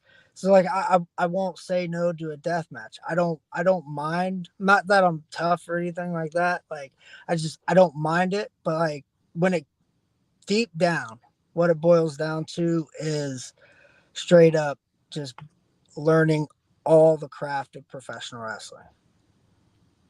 My last one for you, and by the way, thank you for joining us today. Thank you. Done a bunch of impressions today alone. You have a favorite impression that you like to on this? Oh man, crazy story.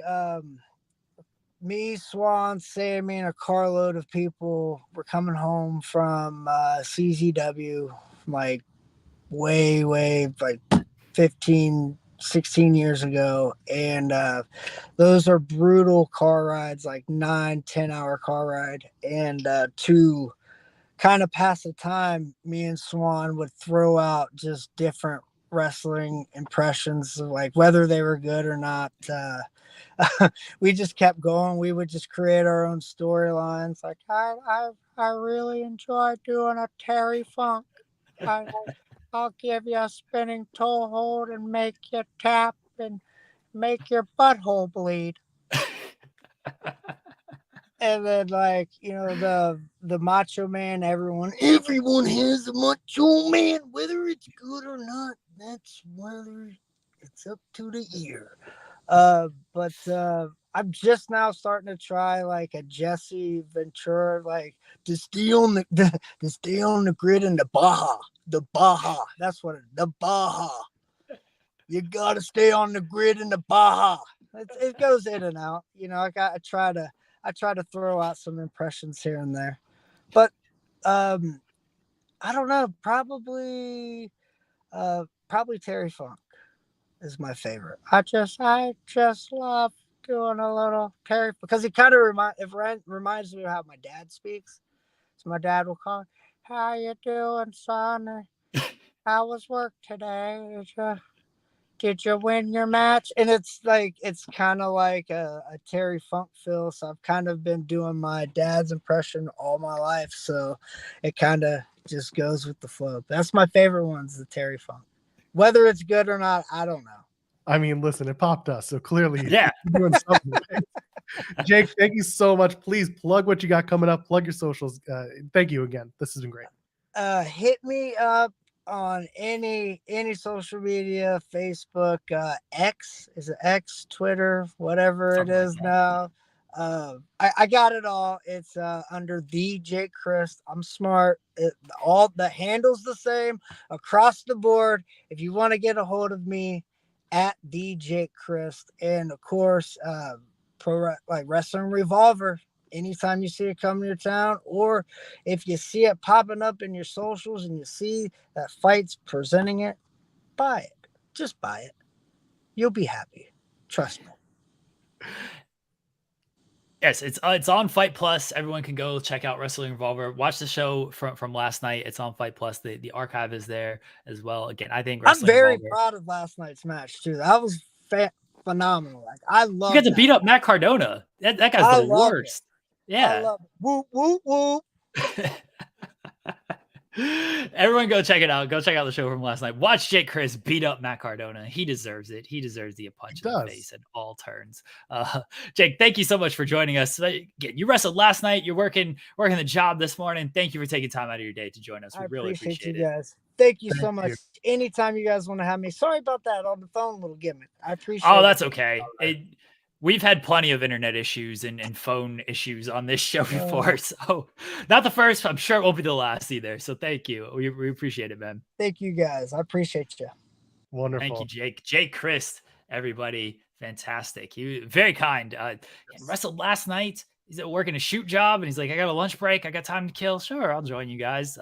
Very, very nice guy. And shout out to Sammy Callahan. He's the one who connected and got that all kind of set up. So I do want to make sure to give Sammy Callahan some credit for helping facilitate that a little bit. I just want to put it out there, Jeremy. If you are a wrestler and you have a match against Matt Cardona and you're wondering, can I beat Matt Cardona? Can I do it?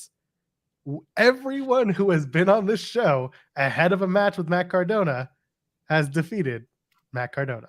Well, he was technically on the show after he defeated Matt Cardona. Yeah, but like we set it up before he had the match. So we did set this up yesterday. He was looking forward to defeating Matt Cardona because he had in the weeds to look forward to.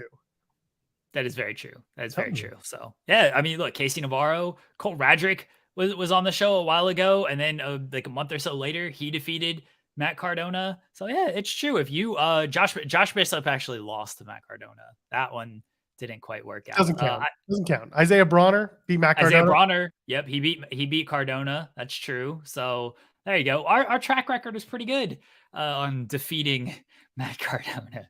One day Cardona's gonna come on the show, and I don't know, probably yell at us because I keep saying mean things about him. It's okay. He and I did a 3-minute stand-up where he basically he said nothing to me in a negative way, but he's certainly buried Sean Ross Sapp, so I appreciated that. Always good when people are burying Sean Ross Sapp. We always like that. Yeah. Meanwhile, I got Sean in my DMs being like, "This is what's going on today," and I'm just like, "Just send me stuff." Have fun with that, Joel. I'm sure I'll get DMs at some point of like transcribe all of this. Oh yeah, yeah. It's okay. I'll be editing everything because, that's part of my job is to edit things and make sure things look good and sound good. True. Yeah. Just wait until you see the Santos Escobar interview for Money in the Bank. I had to do some editing on that one, pal. I don't know what my job is. My job is just do things. That's it. Just do things. I just do things, Joel. That's all. Hashtag do all the things. Yeah. That's basically it. That's it. What can you do? But things. We got a busy weekend. We've already buried the end of the month. We don't have to bury the beginning of the month. SummerSlam is this Saturday. There will be a post show on youtube.com/Fightful. I believe it's Denise. Is it Denise and Phil? Denise and Phil, yes. Denise and Phil. Oh yeah, that's right. Because Denise decided she'd rather go to the Taylor Swift concerts instead of fair. And I'm not knocking it. I'm just saying that's what she decided to do. So she'll be in her place. And Phil will be filling in for Sean Ross Sapp, who is in Detroit, getting all the scoops, getting all the media and all the interviews. So we're looking forward to that. But yeah, we'll have a post show on the main channel. And for now, we can talk a little bit about SummerSlam. Listen, everyone and their dog is doing a SummerSlam preview. So, I mean, what's standing out to you most on this SummerSlam card? Is there a main event other than the 5 main events they've already called? I feel like we've talked a lot about SummerSlam and the build and everything. I mean, we don't have to do predictions. I feel like we've kind of done that too. I mean, sadly, the big story, the big discourse is what's not on the card. Because, and we talked a little bit about this on Wednesday, but I like this card. I think every match has some type of stake. I think every match has some type of urgency to it. I think every match has been built and feels important. I know Drew said that he wishes they had more time for him and Gunther to build that up because it's largely Money in the Bank confrontation, set it up. Drew missed a couple weeks of television because he's got other commitments and everything. But Drew is a credible enough challenger, and Gunther's reign is Gunther's reign, and it's one of the top reigns out there. So it's had that build going for it, and it does feel like a big match. Yes, the SummerSlam Battle Royal, I understand, or the Slim Jim SummerSlam Battle Royal, I understand why people might be upset about that.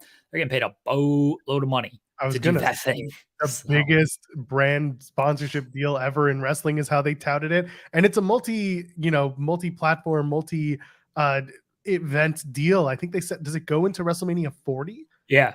So that's a big deal that they're doing and a lot of money that they're getting. I get it. I understand why some people are upset that certain matches are not on the card, but the Battle Royal is. I just see it as like, y'all just pulled a boatload of cash, and hopefully that looks good, to when the hiring freeze is over, bring in a couple more people. But also it's a capitalist society, so probably not. I think we talked about this on Wednesday, and they never advertised these matches, Trish and Becky being the biggest one. They never advertised for SummerSlam. Yet we all thought it was going to be on SummerSlam. That was the reported plans. And as we know, plans change.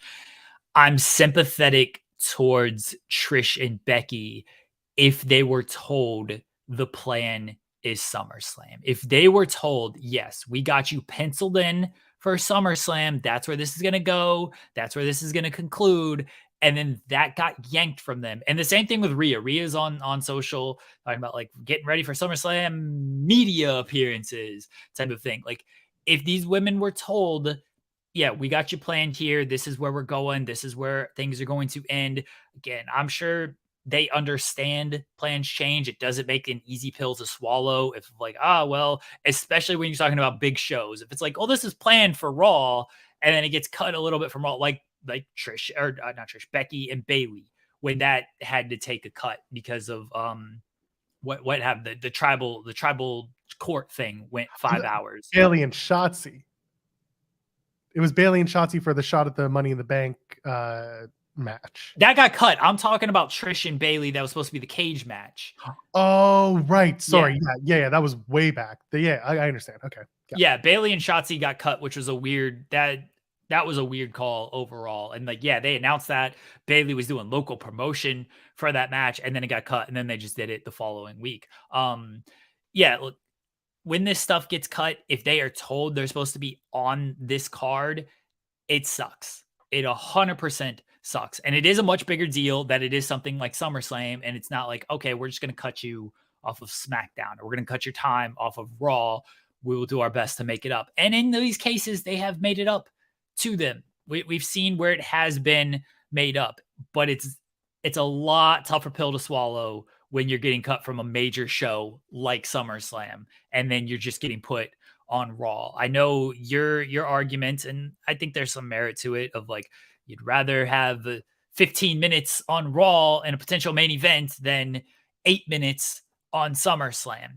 And maybe that's true. Maybe as fans, we think that's true of like, I'd rather this 15-minute match on Raw than an 8-minute match on SummerSlam.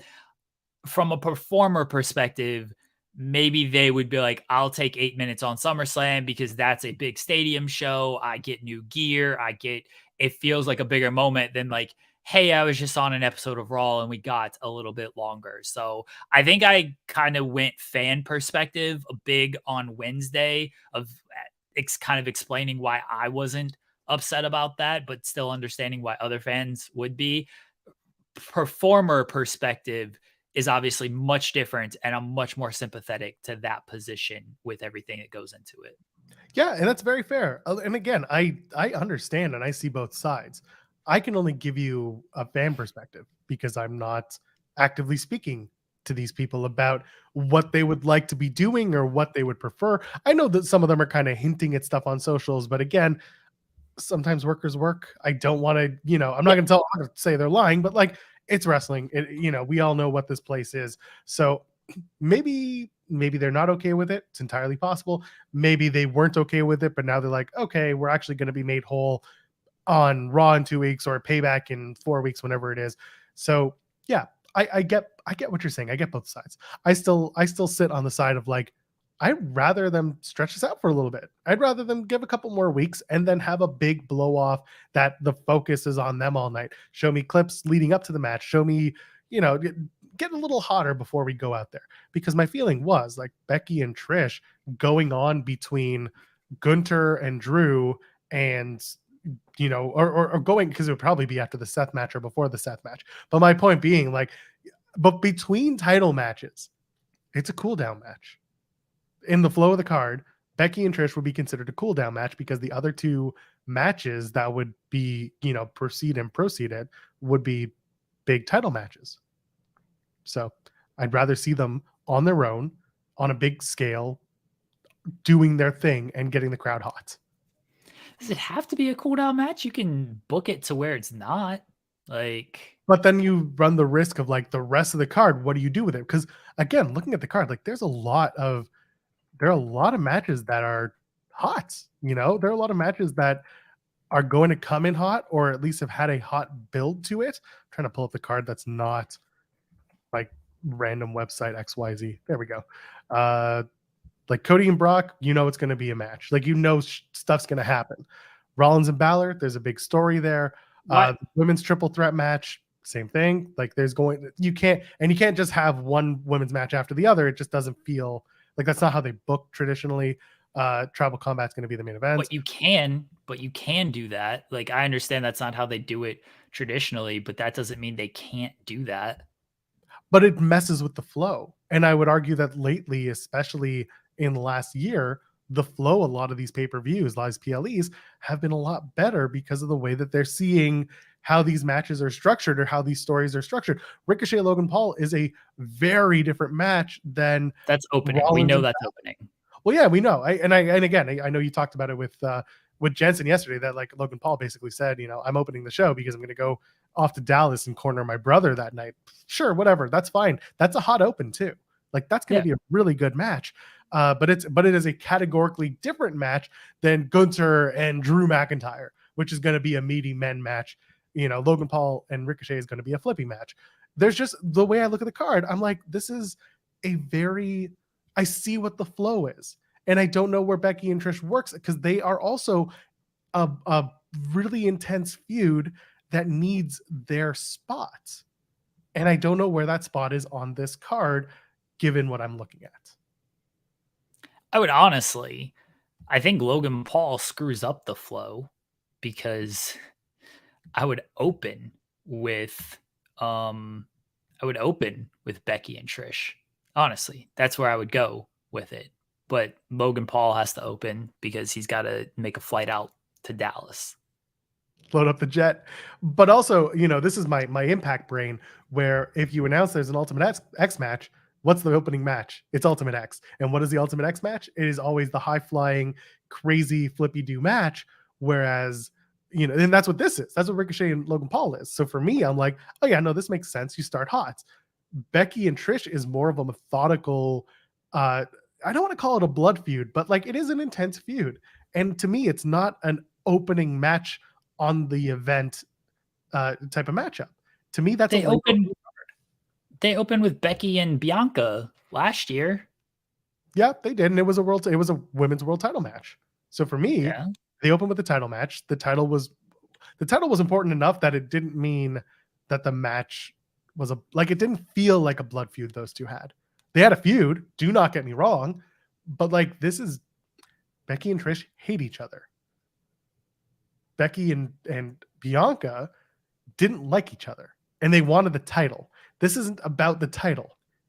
Becky and Trish. This is about Becky wanting to get at Trish because Trish has been, after Becky and goading her and treating her like garbage. Like this is a personal feud. A personal feud needs a personal blow off, not a title match.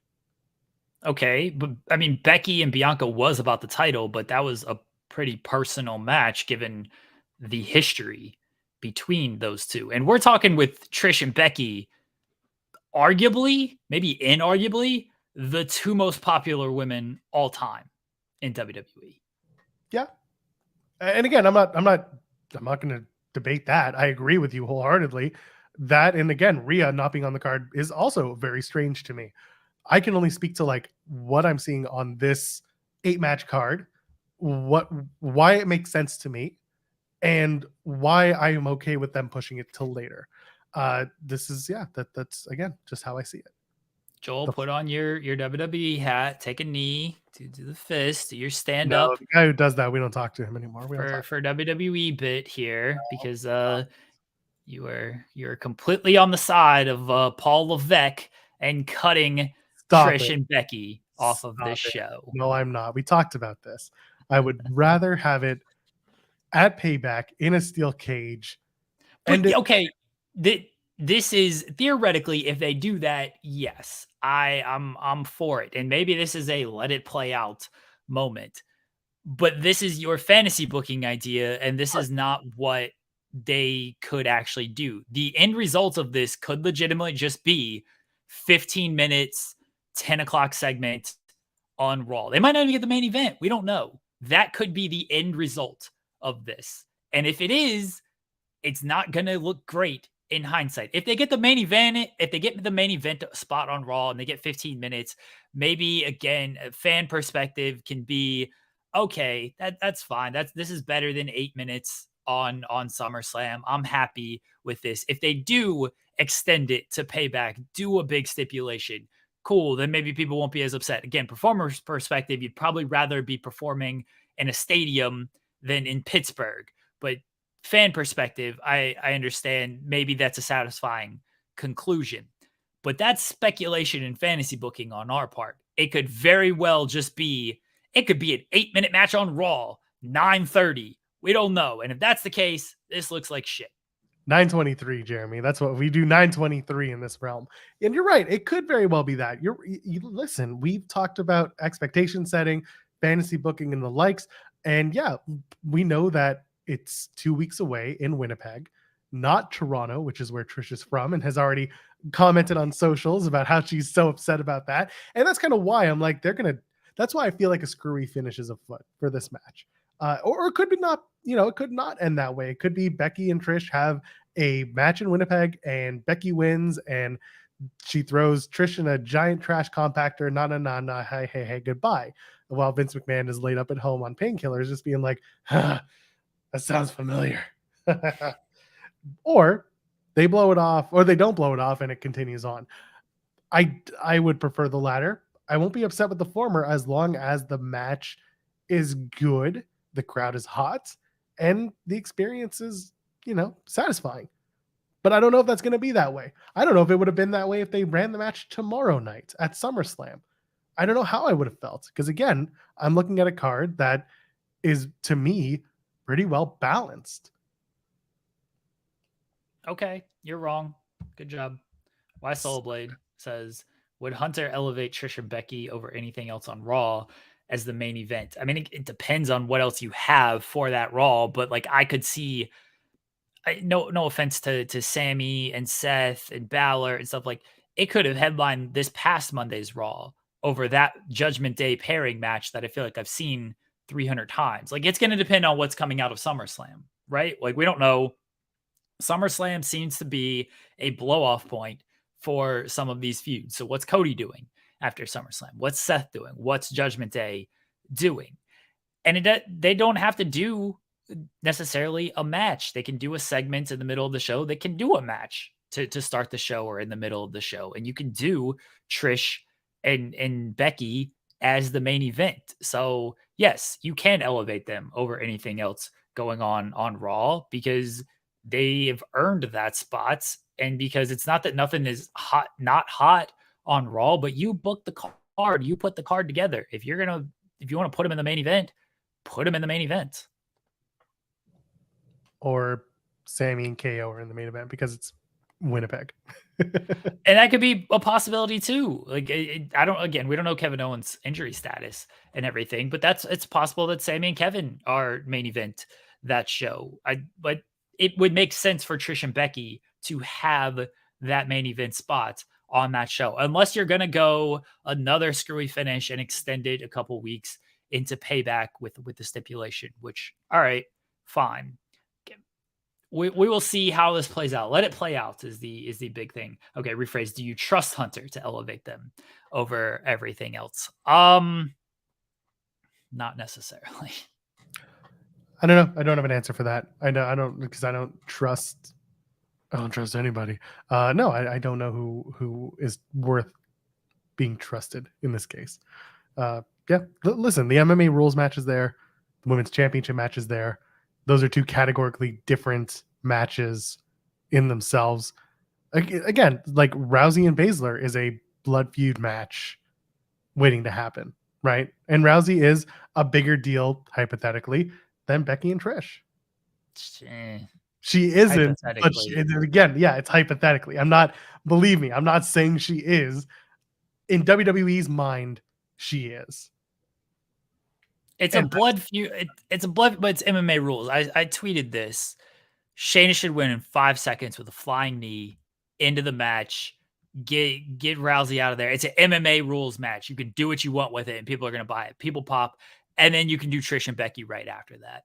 You just saw this cool knockout and everything, and now you're going into Trish and Becky, who are going to give you a more traditional style wrestling match. And Yeah, I don't love that. I don't. Okay, the crowd will. Why would the crowd be okay with like a 5-second knockout?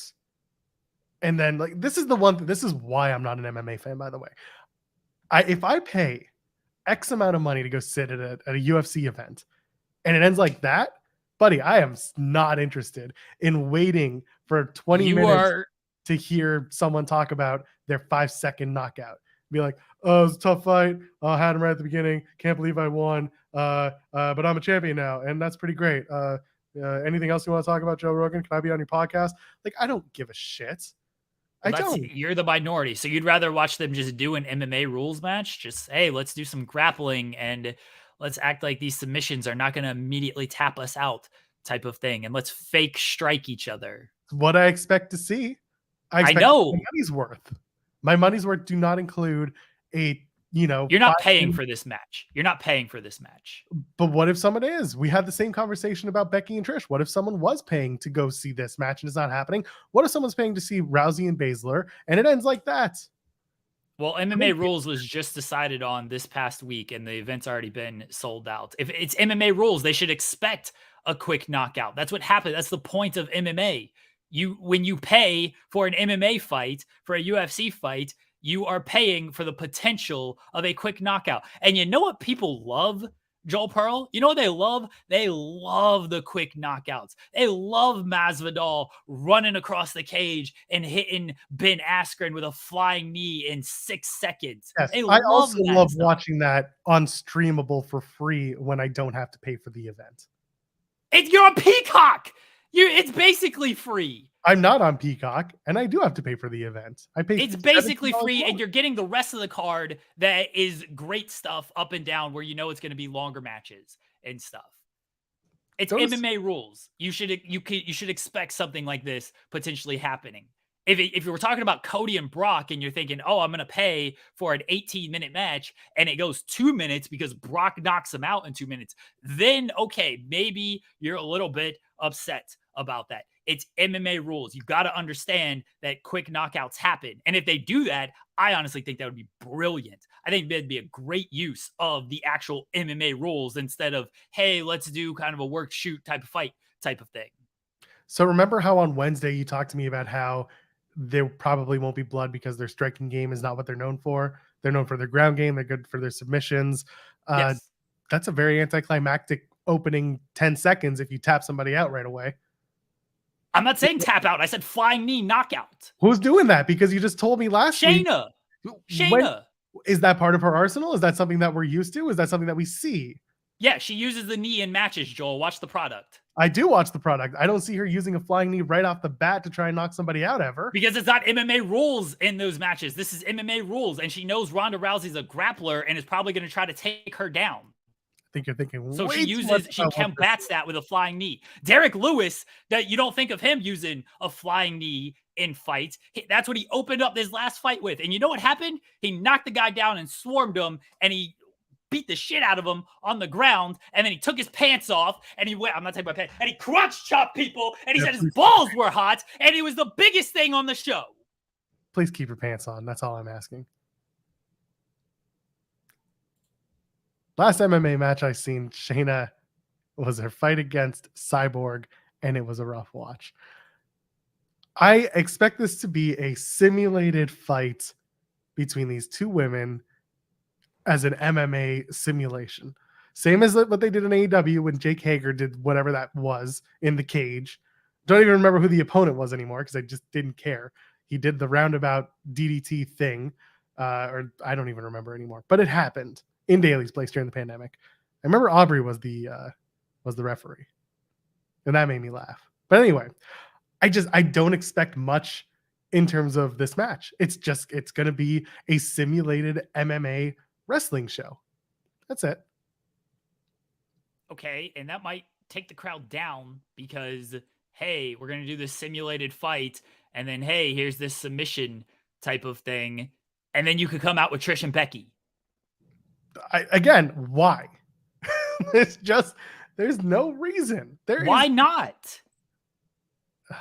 Why not give you the two biggest stars in women's history after you watch this simulated fight between one person who you want to leave the company, who you've had no use for, who you've been booing at every single turn? Why not bring out the two biggest stars in women's history?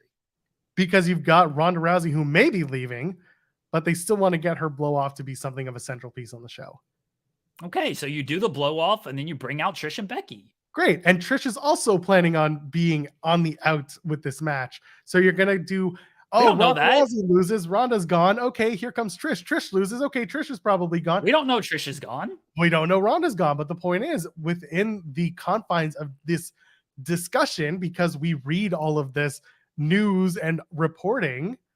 Okay, but 80, however many people are in Ford Field don't read all of this stuff. I've had this conversation with you before with the setting expectations. The same, again, same situation. If Rousey's done, and then let's say Trish is done, why would you have them both finish on the same night? Why would it make sense to do that? What if Trish is not done? I don't think I've heard nothing that Trish is actually done. She's been there for a lot of these shows. She might continue to do these shows. I have not heard anything that, this is it for Trish. The feeling was that once this story ends with Becky, it's wrapped up in a bow and we don't see Trish again. The feeling was this match is going to be on SummerSlam, and that feeling changed. Yeah, well, it's not on the card anymore. And that's exactly. So maybe Trish is sticking around because she's having fun and she wants to stay around because she's paired with Zoe Stark. Highly doubt that's what it is. I think at one point Zoe's how do you know on her own, and that'll be that.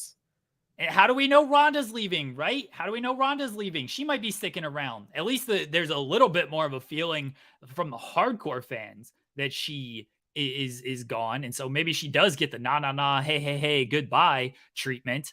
It'd honestly be great if after she taps out to Shayna Baszler, she's walking up the ramp, and then here comes, Becky walking right by her and just giving her a little peace out, see you later, you knobhead. And then she called her something like that, right? Ronnie. She calls her Ronnie. Called her Ronnie. Yeah. Yeah, Ronnie. Get out of here, Ronnie. Yeah, and then you have people on the internet being like, we're going to do this match. That's the WrestleMania main event. Ronda's coming back. Maybe it will be. Maybe that'll be the WrestleMania main event the same way Trish and Becky will headline Payback in a cage match, Joel. Yeah, well, right now they're going to headline or at least be on Raw, and that's the way it is. She's going to cry when she gets to the car. She's going to have blood on her face. And then Vince McMahon, who's not actually there, is going to hug her and say, "You're the best decision I've ever made. Shout out to you if you understand that reference." I will cook. Straight cooking Joel Pearl. Cooking. Absolutely. You're stirring him up angry. in a pot. No, you're boiling his ass. And I don't get the match I want. Who gives a shit? Go watch the show. You'll all enjoy it. I swear to God, we'll be okay. We'll make it another day. I promise. We will make it through SummerSlam. We'll be entertained. We'll laugh. We'll cry. We'll kiss our $5 goodbye. It's simple as that. No one's getting cooked. No, Joel, you're paying so much money. You're paying so you want a great simulated fight between Shayna Baszler and Ronda Rousey. I'm paying all this money. Yeah, I'm paying. I don't want a 5-second KO. I don't. I think it's silly. I think an MMA fight in a WWE world doesn't include a 5-second KO, especially for Ronda and Baszler. Maybe don't have this match on this show then. Maybe this should have been on Raw. Sure, why not? Put it wherever you want. You could have put it in the parking lot of your local Denny's on a Thursday. I don't give a shit. It's on the card. It's just there. So we can get angry about the card, or we can talk about the card itself and what looks good. Or we can continue complaining to the void. Why doesn't WWE put the match I wanted on the card? Who gives a shit? It's not on the card. We talked about it already. And I'm telling you why it could have been on the card and why your reasoning for the flow and stuff doesn't need to happen. Why can't I have an opinion about the flow of a card or about why I think you can? No one said you couldn't. Because now you're sitting here being like, he's cooking him, get him. And you're just like, yeah, I'm cooking him. It's good. It's like, why pile on that shit? Why can't I have fun and say that you're getting cooked? We're not allowed to have fun here. We don't have fun. You're getting stirred up, Joel. You're getting cooked, served, well done. Fed to the world. Feeding children with what I'm doing to you right now. Put it on a McGriddle and tell the world. Tell the world what's for lunch. McGriddles are good. I would love that. I had one last week on this show. What's that? I said I had one last week on this show. Did you? I know you had the hash brown. I don't remember what you had. The McGriddle. Watch the product. I know. The last thing I'm doing is watching back our show. God bless. Watch it back. You're there allegedly. Pay attention to the show you're on. No, I'm the idiot who has two 32-inch monitors in front of him at all times. That sounds not great. Oh, whatever. It used to be 3, not 32-inch monitors, 3 different monitors. But yeah, now it's just 2 32s. It's a lot. It's a lot of screen real estate, Jeremy. It's a lot. Whose decision is this? It was mine because they were so cheap. Anyway, Seth Rollins and Finn Balor. Balor going to win the title finally? 7-year bitch? How about Trish and Becky for the World Championship? How about Trish comes out during this match and beats up Seth, and then Becky comes out and saves, and then we do a mixed tag team match, and then Rhea gets involved, and Raquel jumps in there as well, and then everybody gets on the card. I think Seth wins. I'm not mad. Balor's gotten a lot of steam behind him. I'm not mad if Balor wins, and then Judgment Day has all the gimmicks there, but I think Seth wins. Yeah, I get it. I don't hate the idea of Finn eking out a victory though, and then like we talked about on Wednesday, being like, yeah, I won the big one, and then while looking over his shoulder, because the last time he won the big one, he was like, shit, I have to give up the big one. So I'm intrigued in this match.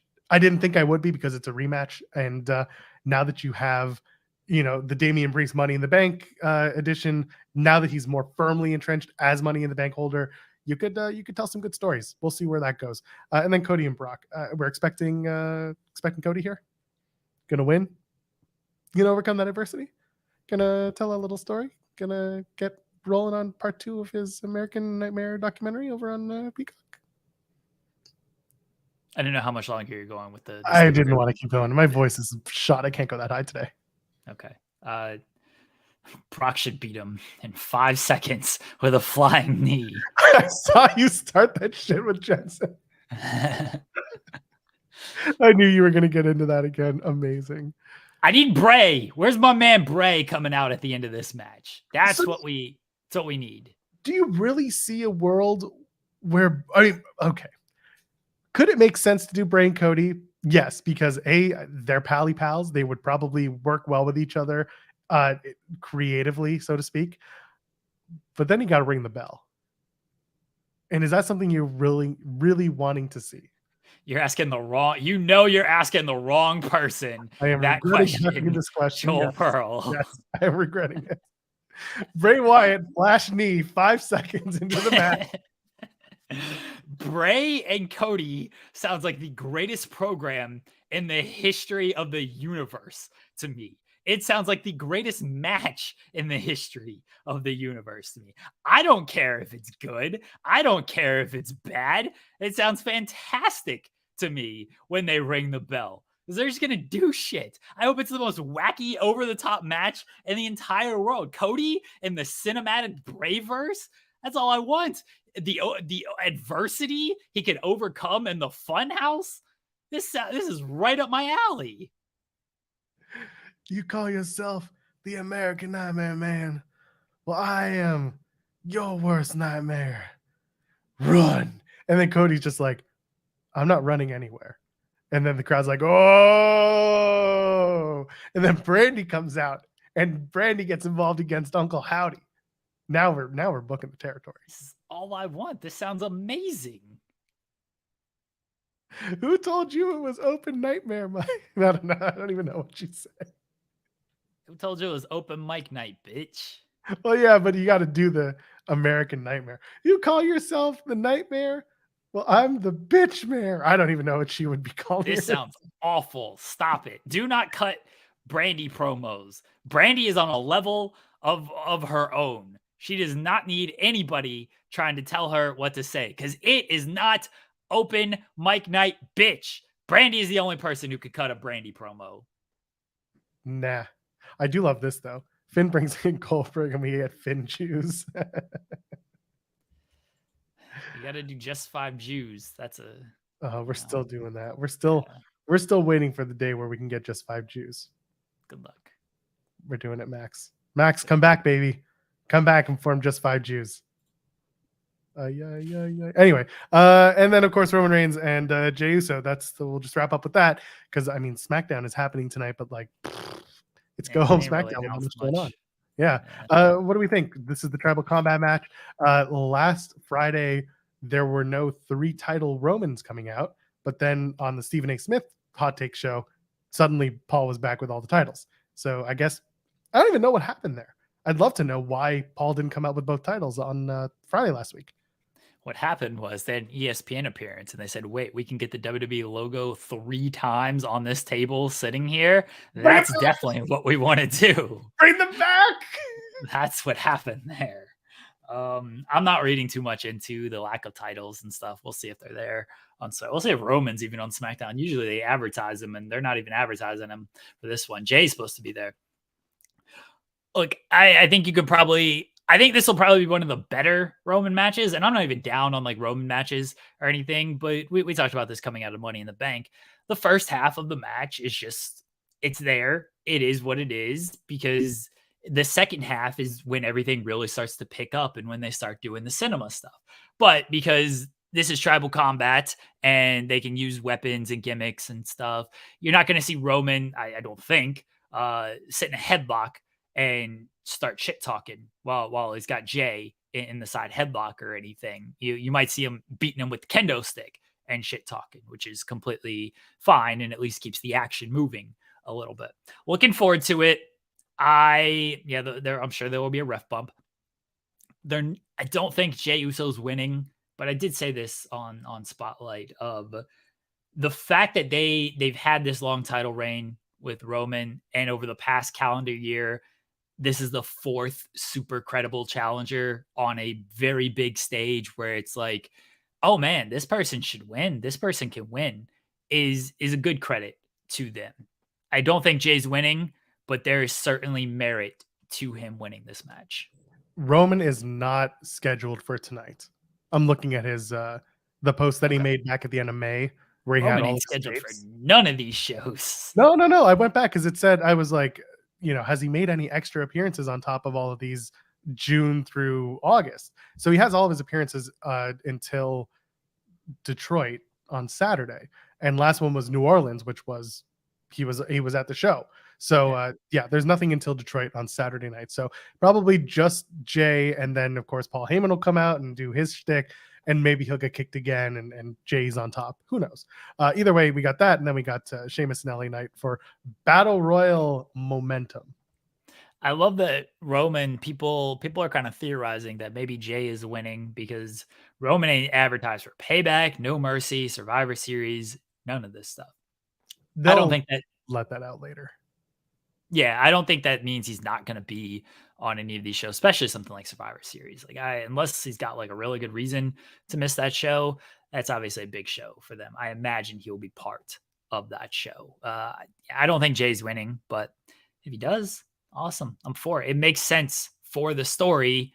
It doesn't feel like this is the conclusion of everything. It just doesn't feel that way.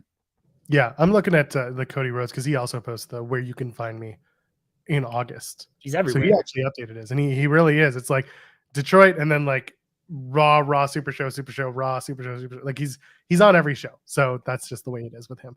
But yeah, listen, I don't think that Jay's going to win this match. He could by some DQ thing and nothing happens, but he takes the Ulafala and it's just like, I won, but it's no disqualification, so it doesn't matter. Some screwy. Jimmy come back. We get Jimmy return here.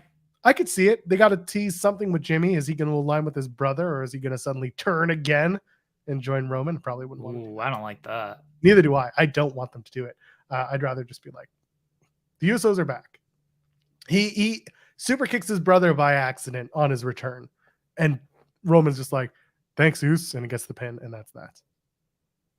Isn't Tribal Combat? Isn't the whole bit like it's no DQ? No family allowed. Yeah, family's not allowed to get involved. Yeah, it seems that way.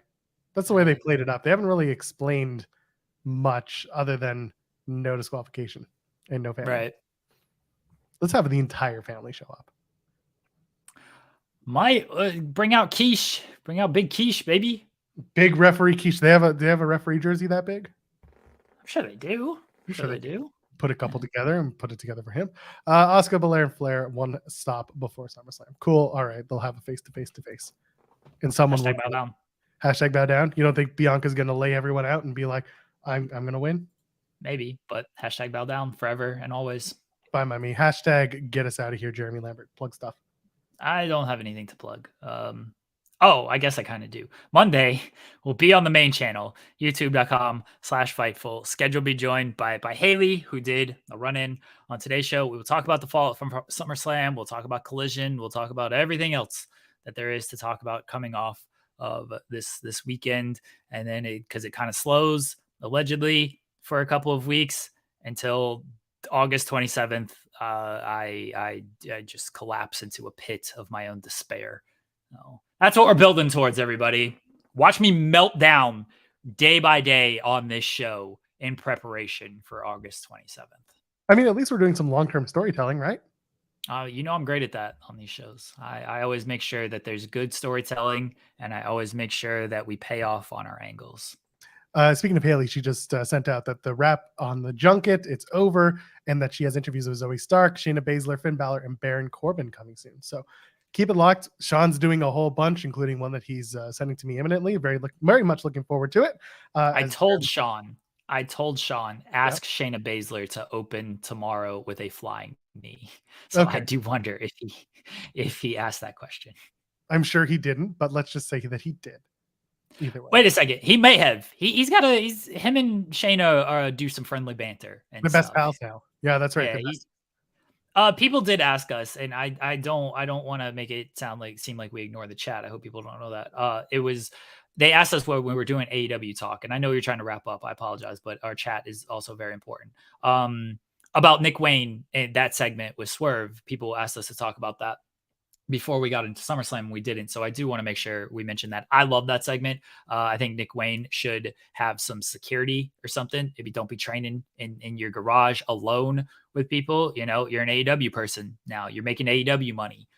Get yourself some friends who are around at all times. What are you doing training alone either? What are you learning alone? Just running the ropes back and forth? Have somebody in there who you can actually, who you're working with, and then you won't get attacked like that. I felt bad for Nick Wayne. That kid's 18 and just getting Moxley cut immediately on AEW television. But I thought Swerve and AR Fox were great in that. Yeah. Really, really good segment. Really much looking forward to AR Fox's development under this upgraded character. I'm hoping that they do a lot with him. Swerve obviously has a lot of really good ideas. Pair him with Darby on the other side, and there's some really good stuff happening. Nick Wayne is in good hands right now for his debut feud in AEW. Yeah, that was a really good segment. A lot of Moxley blood. Good for them. Mox was just like, yeah, I won't need it. And then they actually just took Moxley's blood in a vial and just spilled it around Nick Wayne. That's how it happened. Yeah, Moxley's going through tax and all that stuff in that match. Moxley's going to do Moxley things. That's the charm. Good for him. Good for Moxley. We'll be back on Monday. Haley will be here from Tag Talk talking about SummerSlam. We'll have plenty to talk about on SummerSlam. Sunday night at 8 p.m. Eastern. Kate and I are back. We've had a couple of spotty weeks. She's been out. I've been out. Cresta came in 1 week and filled in. That was fun. But we'll be back, Joel and Kate, at 8 on Sunday. We'll talk about SummerSlam, and I'm sure a whole slew of other stuff as we do. I'm at Joel Pearl, JoelPearl. Every Monday, Wednesday, and Friday, we are here in the weeds at 10 a.m. Eastern. Come and join us, because you never know who's going to pop by. Mostly because we don't either. Till then, ladies and gentlemen, friends behind the binary, we'll see you in the next one. Cheers.